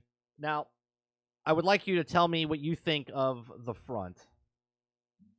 Okay, first of all, that's like 12 games in one game, right? They're trying to do everything, like literally everything. Like, did you see what was in that game? Yeah, I did. Right? I'm so confused on Sarge, what all of a sudden your microphone is like peaking again. Hold on one second. I gotta lower you. What possible suit sat down and said, "Listen, we need a game about everything." Everything. Like everything is like, yeah, everything. I want a simulator, I want a builder, I want a shooter, I want a survival, I want zombie. Like, come on, bro. That's everything. Literally everything. Everything right? that you've ever seen from every game possible is in this one game. All right. So just by looking at it, I could tell you people are gonna look at it and say it's really awesome. I have so many questions and issues about what I just saw. Like, let's just go from the easy point, right? Let's say it's a team versus team type of thing, right? Let's say it's 50 versus 50, just to say, right? And if it's not 50 versus 50, it makes it worse. So I'm just going to just go with 50 versus 50. So if you start with nothing, right, and you're in the forest chopping down trees, okay, and then you're trying to make a base, and then you're trying to make power, and then you're trying to make vehicle, like, first of all, how long is the timetable for the game? It must be an online all the time, right? Right, a persistent online type of thing, right? Because otherwise, when does the game end? Like when the dinosaurs attack again? Like, you have everything in at the same time. It's overwhelming. There's not even a title for that. Like, what genre does that even go in? It's just it everything. goes into an open world survival shooter. I think that's what it's going to go in. It's everything. It's everything. Like, okay, so I understand the survival point, right? And you might run into some other people and there's zombies. I get that. Cool. Where does the full-blown army tanks come from? And all like the choppers, like what is happening? Right. Like, what are you trying to tell me? It's a game where you start out with nothing. And if you can get 50 friends to work together for more than 20 minutes, you too can have a military base in order to fight the other team. Do you know how much coordination you need to have in order for what I just saw to work, to actually work? Do you know how hard it is to get people to work and hell let loose? Never mind this. If you're a solo player, you're done. You're done. You cannot play this game solo. At least it doesn't look like it. Let me read to you 2 paragraphs here, Sarge. It says the front to showcase everything in this new open world survival shooter game has to offer. The action-packed video unveiled some of the weapon players will be able to use, fights against the mutated creatures, Imperial forces, from assault rifles to baseball bats. The front features over 400 tech formulas to learn and 20 different kinds of defenses and traps so players can build and their base and protect themselves from any outside threat. With elements such as catapults, meat grinders, poison gas, shocking electric devices, and when they're not fighting or crafting, the front players can explore 36 square kilometers of open world from mountaintops to lush forests to snowy, devastated landscapes, and the game features a large array of land, air, and sea vehicles that can be upgraded with additional armor and weapons. The front also comes with a realistic day-night cycle and with 10 different types of weather, including fog, thunderstorms, and blizzards. Last but not least, survival enthusiasts will also have to jungle between the 10 distinct survival indices, including hunger, thirst, hypothermia, and infection. all while you're still trying to drive a tank, kill other people, grow food, and come on, bro. This thing's out of control. I mean, look, more power to you, Front. If you could do this and do it well, fantastic. I mean, this has got to be the most ambitious game I've ever seen. Ever, right? Ever. No, ever. Like, I feel like Star Citizen did this. Star Citizen was like, we're going to make a space game. And they're like, oh, that game's got that. Let's put it in our game. This game looked at it and went, Battlefield? Check. Zombies? Check. Dead by Daylight? Check. Survival Arc? Check. They're putting all this stuff in, like, we could do it. Let's put all this stuff in. It's crazy. It's Arc. I think it's more than Arc, though. I mean, Arc at least has identifies what it is, right? There's no. Well, first of all, what's up with the clown? What's up with the clown with the mouth? Is that like for humor? Like you're just, I thought I was watching a different game for just a minute. I was like, is this Back 4 Blood or Left 4 Dead? Like what? Why is there a clown with a giant hammer? Like it's like I Dying don't Light understand or that. something. I like how the big fat guy of the butcher. Man, we out here talking like we all know you're going to be watching you play the game. I'm not. I probably won't be playing this game. Maybe I'll test it out off stream, and if I like it, maybe. Right? I mean, it seriously has everything. That's literally everything. Big Bobby says, "Come on, 30, let's start a clan." I'll tell you what, Big. You go ahead and start it without me, and I'll meet you there. I'll meet you there. I mean, it seriously though. Look, that's everything. It's literally everything. I thought I was watching a survival game, and then it went military. It just all went crazy. When I first military. saw it, I was like, "Oh, this is cool, military." I was like, "All right, I'm interested." And then it went to zombies, and then it went to like the clowns and stuff. And I was like, "What is happening here?" I was like, "Oh, I got to put this on the show." I was like, "We got." Listen, the timetable for that game already hurts my head. How much time do you think it takes to make an actual base? Never mind the ability for you to grow food and build arms. You know what I mean? Like, yeah. And all the while somebody else is trying to troll you and do the same thing. Like, you have to be with a team. If you're not with a team, you're not going anywhere. If you're by yourself, you're gonna get destroyed by the big group that comes by and just takes you in with them. You know what I mean? Like they're just gonna be swapped across the land. This has got Water this says got they should ambition. just change the name to Yes. Does your game have this? Yes. Yes, it does. This is the game version of that movie, Water. Everything all at once, everything everywhere all at once. That's what this game is called. It's the game version of that movie. That's true, Ghost. They didn't show it in the trailer. That's a game's a bust if you can't pet a dog. If you can't pet a dog, if you can't pet an animal in it, forget about it. It's over. What was the game that they a game just came out recently that they said, "Oh, we have dogs in it." Was it Diablo? I think it was Diablo. Said you could pet dogs inside of it or something. I was like, who cares? I'm wishing. I wish them all the best. I can't wait for a deep dive online somewhere about that game. I want someone to try. I want a developer with a controller in his hand to sit down and try to explain that game to me. That's what I want to see. Well, you see, the front. That's what I want to see. It's the first of its kind. It's a first-person open world shooter survival tower defense team based stealth real-time strategy crafting persistent world. Just no. So now you're making a video of it and you're trying to put it on YouTube and you're like, what category do I put it under? I'm very excited to watch the deep dive with a developer for that game.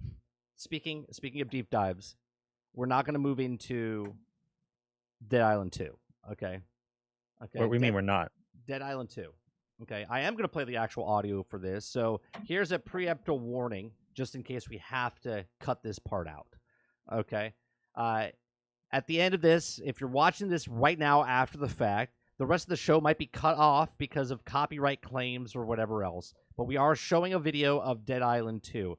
If you do not see this after the fact, we thank you for watching. Make sure you hit that like button down below. You hit the subscribe button. Okay? I'm preempting this, Sarge. Okay. I don't understand. You're going to cut out this whole part of the show if it doesn't go through? If this gets copyright claim, I just take it off the show completely. Right? So this is why you should be here live. This is why you should be here live. If you're here live, you get to watch it all. But if you watch it after the fact, I'm sorry, you're SOL. All right. So here we are with Dead Island 2. This is a deep dive into what this game is going to be. So we're going to watch it. And what I'm going to do, chat, I'm going to put it at 1.2 playback speed, 1.25 playback speed, because it's 14 minutes long. And we want to kind of get along with it. It doesn't talk too fast, so let's get started. And Sarge, if you see something, you can tell me to pause, and I'll pause, and we can look at it. Okay? All right. What you're about to see is a short work-in-progress preview of Dead Island 2 gameplay, and just a glimpse of the wider epic pulp adventure spanning the undead streets of LA. You're on the same Our audio. journey starts in Bel Air, just a few hours after the introduction of the game. infected, but somehow immune to the zombie virus. Our immediate goal is to reach the authorities at the Halperin Hotel, an evac center south of here, in Beverly Hills. Evac center this way. Halperin Hotel. Get my suite ready. It looks Between good. our roster of 6 Slayers, we've selected Danny. Uh-oh, Sarge, there's cards. We got cards. We got cards, Sarge. Are you in or out with cards? This is Back for Blood. We got cards. Just let it play, Rob. All right. Just let it play. A foul-mouthed brawler from Ireland with a twisted sense of humor. She's a tenacious, yet balanced character, well-suited to an agile style of combat. Staying mobile and waiting for your moment to strike will be key to surviving with this playstyle. Hitting stuff solves everything. Each of our Slayers have different personalities. Real quick, I gotta say the so far the animations look pretty good. The different takedowns they're doing with each of the takedowns look pretty good. All right, so the gameplay looks good. Stats and starting abilities. But thanks to our flexible skill system, you can personalize their fighting style Flexible in skill any way you system. see fit.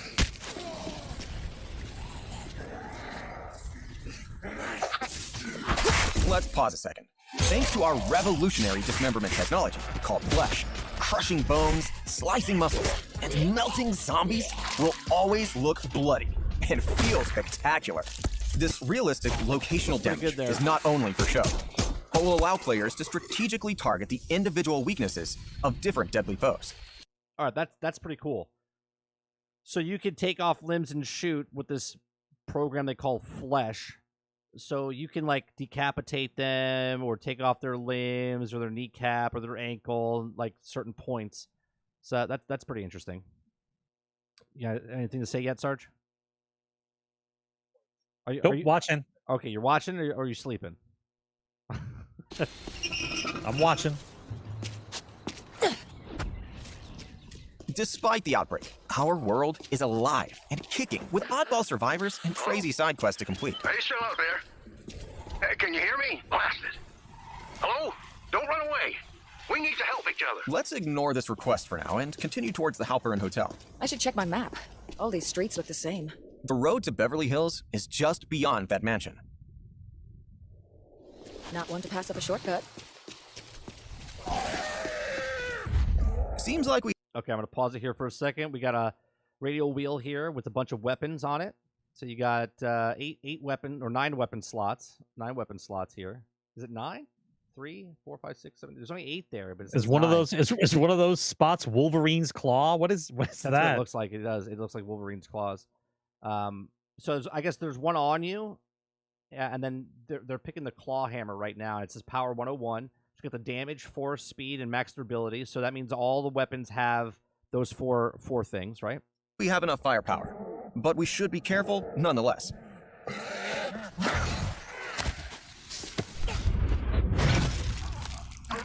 Sometimes The animations it's best do to look choose good. when and when not to engage. So let's try to find some shelter. If you feel the urge to fight, though, I have to say, though, the turning left to right, I know there's settings that you could change it, but in this particular video, it's pretty fucking slow moving from left to right. our world is filled with tons of exciting weapons, each with their own unique and brutal fighting style. It's not that it's slow; it's just that it's stiff. The camera, I don't know. camera it movement just is looks, stiff. Yeah, all right. It looks like you're wearing a Batman suit. Like, you know what I mean? Like, you have to turn your neck. You're like,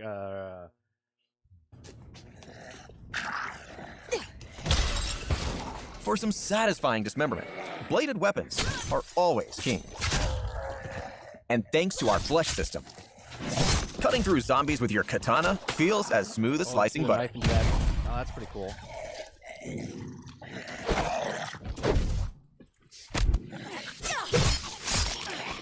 Oh, that's wicked.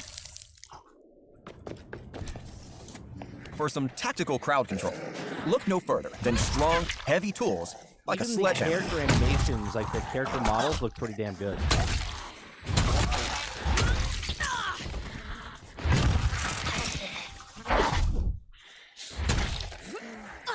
Blunt weapons like this are perfect for crushing bones and clearing a path.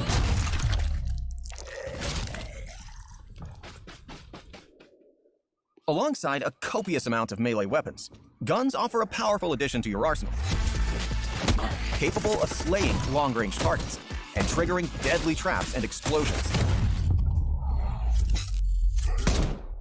Just be careful not to waste too many bullets while you're having fun. Okay, back on track to get to this hotel of theirs.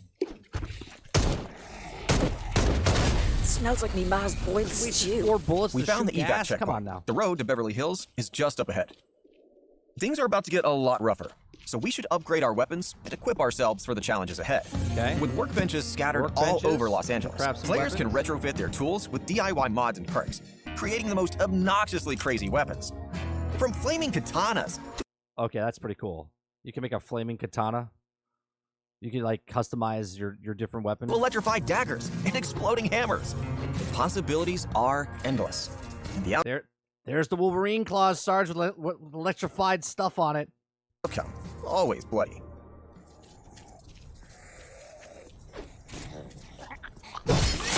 Oh, Like that most was of the pretty- districts in that LA, sold me right there, there are Sarge. multiple pathways That we can sold me take to right reach our there. destination. I With can challenges to pretend I'm unlock, Wolverine characters to playing meet, Dead and Island stashes 2. to uncover, venturing off the beaten path has its benefits. Sounds like someone's having a party. Let's check it out. Hello? Sorry, zombie. Party's over. Not a zombie, just... a pizza? Hey, do you have pizza? Of course I do. Now let us in. Yeah. Well, if I open this door, a whole load of zombies might rush in, and I'm pretty sure that's a bad thing. Then why you left the gate wide open? Oh, yeah. Well, we're having this big party, right? And some of the guys, not me, were riding on the gate, and it broke. Now, there's a whole bunch of spares in the garage, but it's like full of riffraff. Fine. I'll give closing it a lash. Oh, killer. I'll hit the garage button. You bounce the party crashers and fix things up. And then, dude, mi casa is your casa. Hey, Roxy, we got company. Find your jeans. We've agreed to fix the Rockstar's gate. Time to go to work. Hell yeah! Fighting music. I can jam to this. So it looks like a lot of different. Why is he limping? With dozens of deadly zombie types, each undead archetype you encounter presents a unique challenge with different strengths and weaknesses to overcome. Okay. This Oh, has you're been talking fun, about the guy, boys, why is but I he should limping? close that gate now.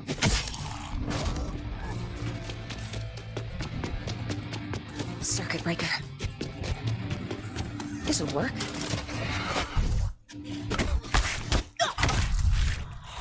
That's pretty badass.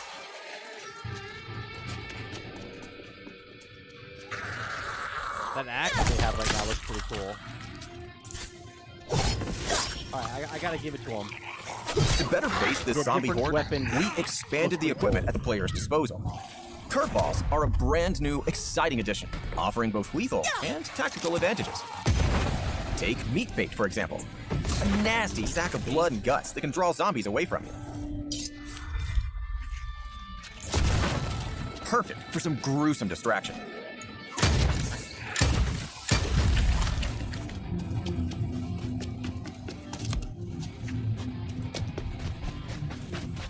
Perfect fit. Ricky!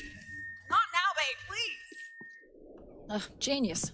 Hey, were you getting the pizza, or were you fighting zombies in the yard? Feeding I pizza to the he's limping, zombies. Sarge. He's Oh, got right. underwear up his Pizza? ass. No pizza. Sorry, man. Big evacuation party, you know. Oh, shit. We gotta get to the evac. Oh, she's Roxy? turning. Roxy, hey. We should get back on track to the evac center. From the iconic Hollywood Hills and Venice Beach to the A-lister mansions in Santa Monica and Bel Air neighborhoods, our story takes players on an epic roller coaster ride through LA's most iconic, vibrant landmarks. The Halperin Hotel is just down the valley, occupied by the now undead military This is actually what and LA looks like ravaged right by now, Sarge. massive earthquakes and wildfires. The hotel is now a powder keg. Lucky for us, though, we've introduced a powerful set of skill cards that enhance Slayer ability. Okay, so there you go. You guys asked in chat what were the cards. Their skills, abilities, survival, Slayer. So you have different cards, and those are your mods, basically. To help level the playing field. What's more, players can swap and combine them, tailoring their playstyle to suit any scenario. The Halperin Hotel. You can check out anytime you like, but you can never leave.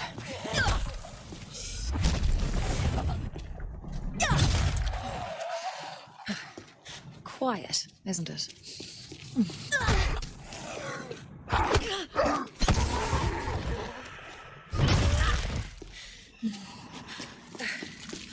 We've decided to adjust Danny's build to better resist close quarter attacks and deal slow but powerful damage.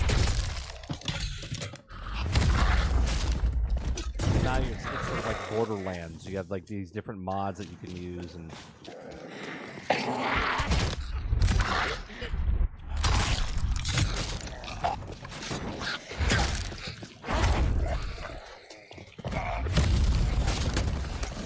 the problem. Well, I'll wait till the video's over.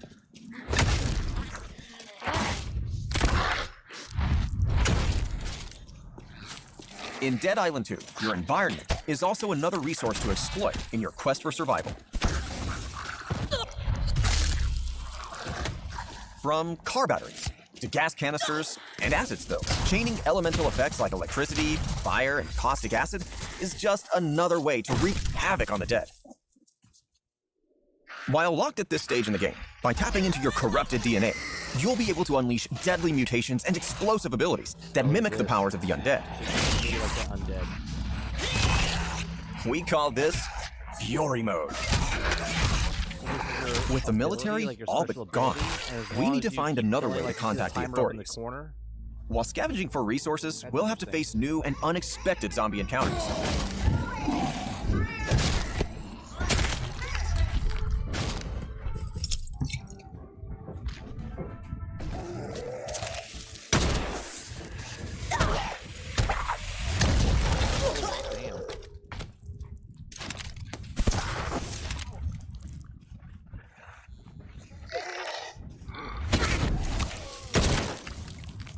What's a little fire, eh?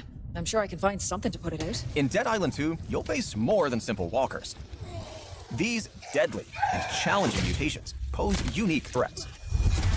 Beyond the dozens of grotesque variants in LA, Apex are hyper-mutated zombies that pose terrifying challenges with unique powers and behaviors. Part of the game loop profile. And our standard zombies come in all sorts of unexpected variants. With the fire extinguished, our hotel excursion ends with Danny discovering a functioning military radio. You like shooting Breaker, fire Breaker, can anyone hear me? I hear you. I'm Dr. Reed. Unaware that another sinister and quite unique encounter is waiting in the dark. Doctor, I'll need to be putting me on hold for just a moment. Hey, wait! I need you! You have to get here! Hello? You okay? Our behind-the-scenes preview has come to an end. But with so much more to show you in the coming months, we hope you enjoyed this small snippet of Dead Island 2. See you in LA, Slayers. All right, so I'll let that play. I'm gonna mute that now. I'm gonna let that play again in the background as we chat about it, Sarge. Okay, so there's a lot to say. Yeah, there's here. a lot there. There's a lot there. So, what did you think it overall? Does it seem more interesting now that you've seen it and you've seen a little gameplay? Okay, so I played the first one, and I'll let you know this right away. The first one's a joke, and this game should be called Dead Island. No, you don't even need to put the 2 next to it. You just say, this is Dead Island. This is the real Dead Island. Right. Because the first one was atrocious, right? Well, the first one had its fun factor. But it was, no. Hot garbage. This looks like a passion project. This looks like they actually tried, okay? First of all, looks good. They got the California street stuff down where this is. I know where this area is because I've been out there. The animations for the zombies up close and personal, that you have to grab them. Yeah. All the animations look really good. The fact that they have animations for all the different kinds of weapons and how you can use them against the zombies, also very good. Yeah. Gruesome as hell. Yeah, yeah. As he rips through their face Yeah. and comes. It almost looks like it's like a Back 4 Blood, but a single player. That's what they were going for, because they have all the special infected type guys. You have to figure out a little bit of puzzle solving. I have a question for people that played. It's been so long. That was a co-op game, correct? This is going to be a co-op game, or is this a single-player game? If this is a co-op game, not a co-op game. Calm down. Everything's not co-op. I was just saying, if it's a co-op game, this is a winner. If this is a solo game, it's fun, but it's up to 4. There you go. Is it? This I feel is a winner with co-op, 100%. I mean, this looks just. Okay, so I will say this. It looks fun. Like that's the important thing. First off, right? It looks fun. And, I sorry, you got silent there. So no, I'm looking at the animations for the actual zombies. It's some of the people, the way that they're dressed, and the animations for what you do with the weapon to them is actually really good. yeah, it looks very impressive with individual weapons, like with the hammer and the axe and the katana and all these other things. It looks pretty impressive. And you know what it is? It's like a good balance of, and I'm not comparing it to another zombie game, but it's like a difference between like Saints Row and Grand Theft Auto, right? It's like this balance of realism with like over the topness, right? And the over the top is adding the mods to the weapons and making it electrical, Wolverine claws as you're stabbing someone. Like that's over the top type of stuff, and I think it's a good feeling. The zombies are throwing combos. Yeah, like I see, like the zombies are throwing combo moves at you.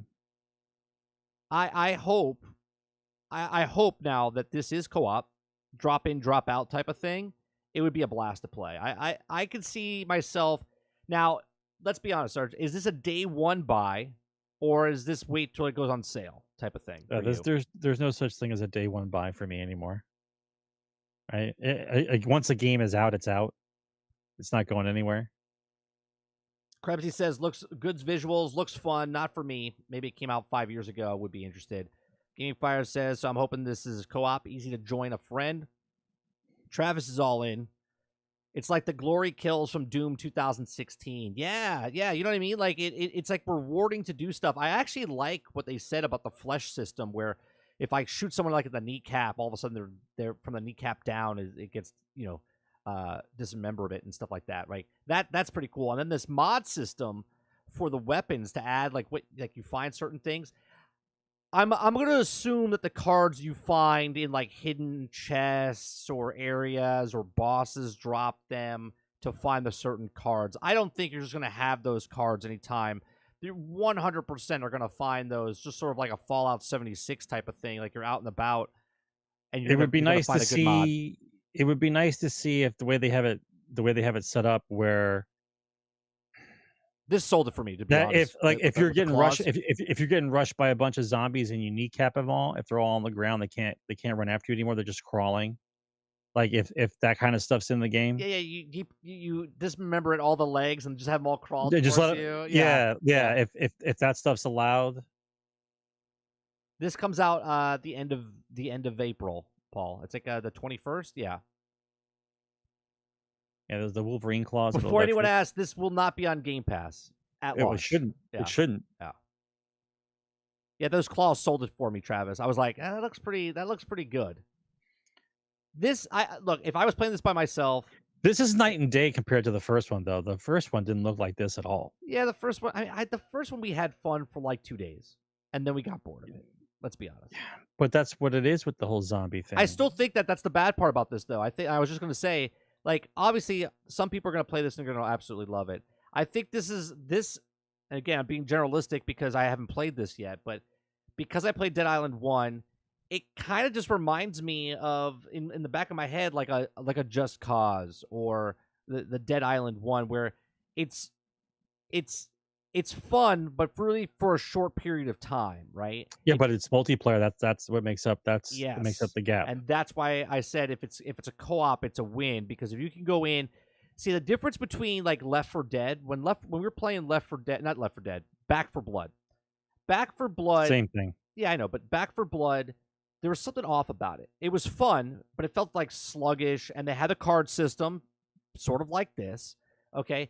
But it wasn't really like open world. Like it's still linear. This is like an open world, go where you want, try to explore, and I think that's also sort of like State of Decay. State of Decay is a fun zombie game because it's not always like zombies everywhere. It's like there's like slow parts and exciting parts, and you get to roam and kind of build within that world. I think they got a hit on their hands here. Now, obviously, I don't think it's going to be like Hogwarts Legacy hits. Like, I don't think it's selling 12 million copies or anything like that. But I think it's going to be pretty good. It looks impressive. I like to know more about it. I like to know more about the co-op and whatnot, and see some gameplay of that. I mean, it comes out in a month and a half, so we still have some time to see some stuff. What do you guys chat? What do you guys feel about this. Does Dead Island 2 sell you? Does it look kind of like, whatever? You're bored of it, not your type of game? Let us know in the comments section down below if you're watching this after the fact, and if you're watching this live, put it in the chat. It doesn't look bad. It looks like they actually took their time with it, but it's night and day compared to the first one. Yeah, Absolutely. Paul says he'll buy it on sale. Yeah, I don't know if it's a day one purchase for me. Travis says day one buy. This is leaps and bounds ahead of the last one, though, Travis. Absolutely. I'll be honest. And someone says it's a different studio, so it is a completely different studio. So they bought the rights to it then. Gamefire says, I'm buying it day one, full price. I have a question for you. Now, this is just hypothetical now. What about if they do like an Outriders thing where right now, this was the push to get pre-order sales, right? And pre-order sales don't happen very well for this. I mean, they just talked about it. It's due next month. Well, right. It comes out next month. That's what I'm saying. Right? And they pushed it back 6 weeks, and then they moved it up 1 week, right? Because it comes out the week before now, I think, Jedi Survivor. Okay? And that's the reason I don't pick this up day one, is because Jedi Survivor comes out the week after, and I'll be playing that. Okay? So if I had to pay $70, I'm paying $70 for Jedi Survivor and not $70 for this. Now, my question is, pre-order sales, not good. Do they make a deal like Outriders did and make it on Game Pass day one? Because I feel like this is that type of game that could do that. I mean, it doesn't look bad. It looks like they did a good job. The multiplayer will carry it. It depends on how the ending of the levels and the boss battles play out when you're playing with 4 people, and if the weapon variety is good enough for 4 people to get all good weapons, otherwise you're stealing weapons from each other, right? Like, what's your inventory like? I haven't got the meat and potatoes yet. Well, what's your inventory like? How much stuff can you carry? Is there armor? Is there not armor? Do you have different kinds of characters? Is everyone the same? Like, there's a whole list of questions I have. But as far as the visuals and what the gameplay looks like, it looks decent. But I would need someone to sit down and do the deep dive and tell me about your game. Yeah. Like, what else is in the game? The only thing my discrepancy, right, what I have with this one is the movement side to side. Obviously, there's settings that you could fix that with, but in this particular trailer, when he was moving side to side, like turning around, it looked a little stiff. It always looks stiff though when you do the first person. But what I will say is the other kinds of moves that they showed could also be cards that make you move faster and stuff. Yeah, right? well, like the drop kick, like people say it's the drop kick from Dying Light. I mean, but the drop kick is good, like the front kick thing. I mean, remember the days where you looked down and you never saw your feet? Like, we all understand how first person shooters have evolved. I mean, at least now when you look down on certain games, they actually took the time to put the damn feet there, which I always thought was funny, right? Because if I'm playing a first-person shooter, I'm looking forward the whole time, right? I'm never really looking down at my feet. But just in case you wanted to, your feet actually move the way they're supposed to move if you happen to be looking down. Like, they take the time to do that kind of thing. This would be wicked in VR. This would cause people to have serious injuries in VR. This would be fun in VR. Then you have you have buddies all playing VR together. That would be fun. I don't know if they're doing VR, but that'd be wicked. Well, not in the same room. Just everybody's in their own house. You wouldn't be able to do like a LAN party, have 4 people in VRs in their house. Your house would be destroyed. Like, one guy would always go through a wall. Somebody would freak out for sure. Right, someone would touch somebody inappropriately, like I got back up and I hit you with and they think it's something trying to attack them. They just full on swing. Just like, everyone's cleared out on the ground, end up punching everyone. Yeah, something like that would happen. Absolutely. Does it have an Alexa mode? That'd be cool. VR makes Avengers games better. No, because that's still third person Ghostface. No, but it looks good. I think when they first showed it a couple months ago, I was just like, all right, it's a Dead Island. But now that I've actually seen some gameplay, I'm pretty impressed by it, and it's definitely on my radar now. But I'm definitely not going to.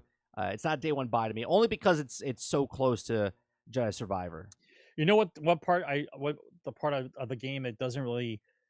I know the game's not trying to take itself too seriously, but like, do you remember when we played World War Z? Yeah. Okay, so. Do you remember the feeling you get when that swarm comes and you might die? Like that kind of feeling of dread and like you're scared. When you play a game like this, You don't feel that at all. Yeah. Like you're not getting attacked by like 1,000 zombies at once and you need to barricade yourself in. This is just basically a playthrough of just going through and smacking and pounding guys. It's not like you're not going to feel like overwhelmed. Let's Right. put it that way. Right. Well, right. They haven't shown anything that make you feel overwhelmed. Like you feel like a badass every time you're going up to punch somebody. You know what I mean? Like you feel like right. Yeah. Like you don't feel like I'm in trouble. I need to find a place to hide. Like that kind of thing. There like, was quite a World bit War of, Z. You were in trouble. Like that when that horde showed up. When those hordes used to shut up, that was when you used to hear that noise. oh my god, dude! You would run. At the end here, they show quite a bit of different. Look at this fat guy here, man. Man, that is beautiful. Look at him. Works at a burger joint. Like they had quite a bit of few different types of mutated zombies here, and they all look pretty cool. Yeah, they've done a really good job with the character models, and you always have a fat guy that spits at you, man. That's always got the big blobby guy. That's like standard now, isn't it? The bloater, fat the bloater guy, right? Then you have the girl that screams. There's always the what was the one in Left 4 Dead? What was her name? There was an update, Paul. There was an update for that game. I didn't even know. Yeah, World War Z was fun. Oh, you can't see. What you don't know what it looks like? No. The let me go back. Let me go back to the fat guy here that I was talking about. This is the fat guy we were talking about in a second. Right here. Look at this guy. He looks gross. Look at all those chunks and the witch. Yeah, that was it, Dupless. Right? That's what this person looks like right here. Let me show you. You get the fat guy spitting, and then you have her right here. This one reminds me of the witch. Even has long fingertips and stuff. Just yeah, looks fun. All right, let's go to the question and answer portion of the show here. If you guys have questions, we have answers. You can submit it right now. We have 3. Hopefully they're all, or 4 questions. Hopefully they're actually questions and not statements this week. You can submit it up on top. Just because you submit a question doesn't mean I'm going to read your question, because if it's an idiotic question, it's not going to get an idiotic answer. It's just going to get nothing. Let's see. Travis says, based on what we are seeing, do we think the game will be more fast-paced like Doom, or is it kind of more of a mix between Dead Island 1 and more current-day first-person shooters? Yeah, I don't see any speed in that. I just see kind of cruising around. I don't see any like fast motion at all. Here's my problem with the card system, right? And this is why I don't like card systems in games. If it's a talent tree, it's sort of the same, but for instance, let's say I said this for Back 4 Blood when it came out. Back 4 Blood, we felt really sluggish moving, right? And then they had different perks that you could get cards to make you move faster and search faster and all this stuff. And that's what I hate. I hate that your guy handicap you. They purposely handicap you so you can find a card to bring it up 2%. To normal. Like 2%, 3%. And you need like five things to be almost normal again, right? That's why I don't like card systems type of thing. But obviously, it is what it is. They chose to use the card system. I'm not going to criticize the card system until I know more about the card system. I thought the card system in Midnight Suns was going to be bad, but then someone showed me it, and I watched more of it, and I was like, it's actually really good. So hopefully they have really good stats on the cards to make you feel better. But I hate you're at 100 on a normal game, and then they drop you to 30, and then they're like, oh, you're going to find a card, and the most you could be is 80%. And you feel like you're moving faster, but you're really just moving 10% slower than normal, right? Type of thing. So I think it's going to feel more of a first-person shooter, but at the same time, I think the cards are going to make it better or worse based on what your character is. And obviously, we only know one character, the character they showed. I think there's preset certain characters with different perks on them at the beginning of the game, Travis, if I'm not mistaken. See, now, if they introduce a zombie in the game that you don't have the combat thing to kill it right away, that would make it interesting, because then you'd have to run away from it, go hide someplace, and go a different route, like that type of thing. Right. That would be interesting. But if it's no matter who you see, I can kill them one way or the other. There's not really a sense of dread or fear that you can't kill a guy. Correct, Paul. In Back 4 Blood, they use it for a card random. But what I'm saying is I didn't really like... I mean, you would have to earn credits to buy new cards, and then you take those cards and then put them in your character. I just didn't like the system. That to me, that was... I like the customization of the weapons and all that stuff in Back 4 Blood. So every time you you went through a mode, it was different. But to me, the actual card itself felt a little, I don't know. They didn't need a card system in the game. They put the card system in the game to give longevity. But I think a card. I'll be honest. From what I can tell from most card systems, the card system is just an easier way to explain a skill tree. Because a lot of people think skill trees are. Once again, I'm talking as an elitist now because I've seen too much. But people look at skill trees and get confused. Sure. Like they don't understand what it means to put a point into here, a point into there. Having a card is just an easier reference, right? And then you can always respect every time you play a game. You can always kind of move on the fly. I think that's basically what it is. It's ease of learning possible. It's not the fact that it's a sell cards in game type of thing. It's more of just a learning curve. Krebsy, question 2 says, do we see Division 2 getting an expansion in the future because these manhunts are kind of getting old? Yeah. If you see the expansions, when would you like to see it? I think after Ubisoft's last tirade that the boss went over, I don't think you're going to see another Division. I don't. I think the Heartland coming out and they have Resurgence coming out. One's a mobile and one's the free to play. Right, but that's what I'm saying. The model of what Division is currently, like what we're playing, they're not going to do a DLC. They're going to get the stuff out that can make the online money. That's basically what they're looking for.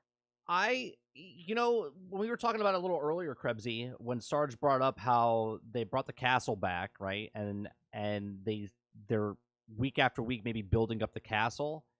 I kind of think it would be cool if they take the existing map or one of the areas of the map and something happens where all of a sudden maybe it's expanding and you see it like being built up, or maybe something gets destroyed and it's a completely different like layout of one of the main missions or whatnot. You know what I mean? Like the map itself evolving over time. That to me would be pretty cool if they did something like that. I don't think you get that. No, I know, but he's saying with an expansion, what kind? And I think that's what I would see. I mean, obviously, I would like them to maybe add a little bit more to like New York. They could add the upper part of New York because we're on the lower half of Manhattan, so you can go back into where you were in the first game. Because the first game, you were just above where we are now.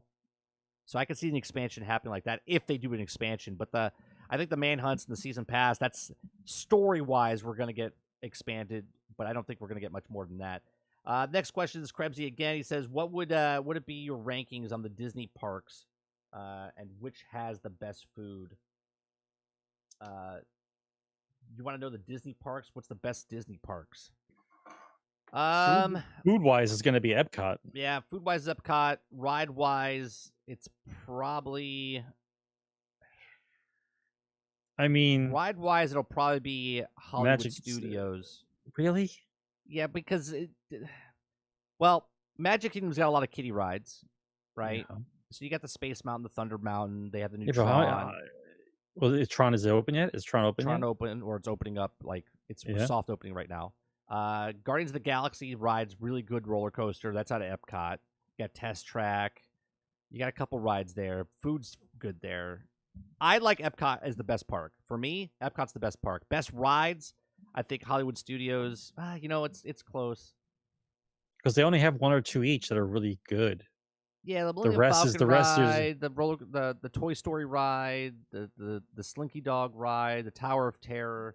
There's a lot of good little things there. Mickey's Runaway Railways on Hollywood Studios. Yeah, I'm gonna say best rides if you're like an adult would be like Hollywood Studios. If you're a kid, it's gonna be Magic Kingdom, and the best park overall is Epcot as an adult because of food, drink, and the rides there. Right. You agree, Sarge? I agree. I agree with you, Krebsy. Like I would respect Division more if it just came out with a paid DLC, and just continue the story. Let's go after the people that we're supposed to go after, and let's end it. Like, you know what I mean? Let's have closure on the apocalyptic game, right? Do something that closes the chapter of the game. Not that we're killing another 5 guys. What about if they put a new faction like he's saying, and it's zombies? Just stop. I'm just saying. Just stop. We all waited for zombies. Just stop with the zombies, man. Just stop. Could be zombies. Stop. Next question. Does Sony go on a shopping spree if Activision Blizzard King goes through? Who would they buy? Or should Sony take the money and invest into cloud, subservice, subscription service, or large PC footprint? I think they have to. I think Sony has to establish themselves first and get some more players inside their ecosystem, and then I think they'll probably make a small purchase of some studio. I think Square Enix is in trouble right now. The last couple of reports I heard about Square, they're in trouble. So I see maybe I have to look up what the value of Square is. Square might be on the table. Well, we didn't talk about this, but Luminous, company that makes Forspoken, they're folding into Square Enix, right? So they're folding, and now they're being merged into Square Enix. I do see either Ubisoft or Square Enix being purchased in the next couple of years. I think Sony might pick them up. Yeah, Ubi's kind of do restructuring, and then Square's just in trouble at the moment. So we'll see. I mean, I would have to see if Sony has a good year this year with their first party titles, and they get established a good population level for their games play. What is it called? What is it? PlayStation Plus. PlayStation Plus. If that works out well, then I see probably like next year they make a purchase. It would make sense because they need to up the game on their first party titles.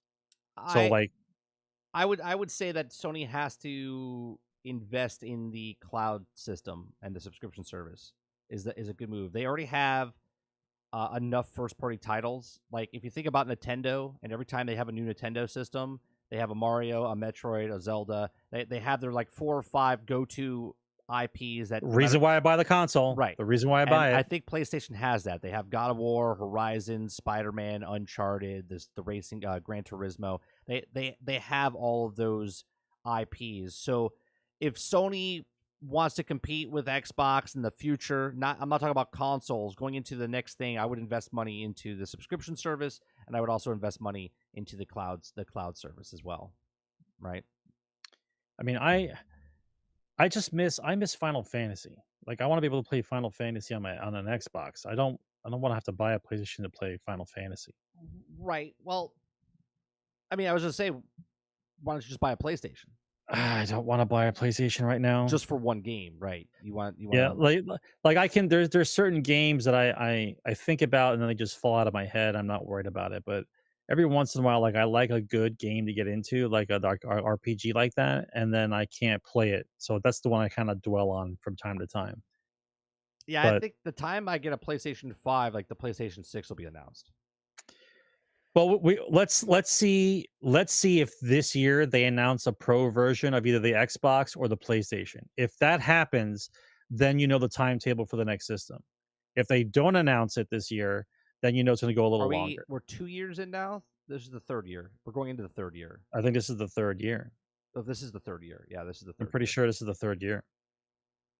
All right, Travis. Last question here. It says, according to the previous interviews, the cards are from bosses or levels up, not searching for them. Again, that's not a question. That's a statement. Please submit questions. He's giving us information. That's fine. Giving us information. That's fine. This is not the information section. But that would definitely mean that you're playing the game handicapped until you defeat bosses. Right. So, right. You're playing handicapped the whole time until you find the cards and killing the bosses. And how do you find the cards? Yeah. Yep. I said I meant to do it in the chat. Well, it's fine. So that is all the questions for today. We do appreciate you So the way the questions works, chat, if you're here for the very first time, you can submit the questions. It's a blue little tab up above. If you're on mobile, I'm not sure if it should be on mobile as well. If you click on that, no matter what topic we went over the entire show, you can ask us a general question. You can submit your questions into that section. At the end of each show, we answer your questions. Generation X Gaming, the weekly podcast that goes over a few of the top stories in the past week, and we rant along the way. Episode 346 is in the can. We do appreciate you coming out, hanging out with us each and every single week here live in live chat. If you want to be a part of the show, we're here, like I said, 8 p.m. Eastern on Thursday nights. We'd love to have everyone here. If you'd like to help us out more, please share, like, subscribe. If you like the show, maybe you hit the like button in the beginning. Maybe you didn't like the show. You can switch it to dislike. If you dislike the show in the very beginning, you're like, I don't know who these assholes are. I just like them already, just the way they look. Okay? Maybe you liked us, and now you can go over to the like button and switch your vote. I don't care. Pick a thumb. All right? Down or up. Doesn't matter to me. Interaction is interaction. If you'd like to go above and beyond that, you can actually become a member as little as $4.99 or $5 for everyone else. So you know what it actually is. You get us, you get my uploads. Those are all free. Everything's free here. But if you'd like to support the channel, $5 helps us out to make more content for you. So appreciate it very much. You guys have a wonderful evening. This episode will be live, and last week's episode was corrupt. I had to redo it, re-upload it. So it'll be on the podcast formats, iTunes, Google Play, Spotify, Anchor.fm, video Spotify as well. That'll be live up on Saturday. Appreciate it very much, and I'll see you guys on the next one. Take care. Game on, guys.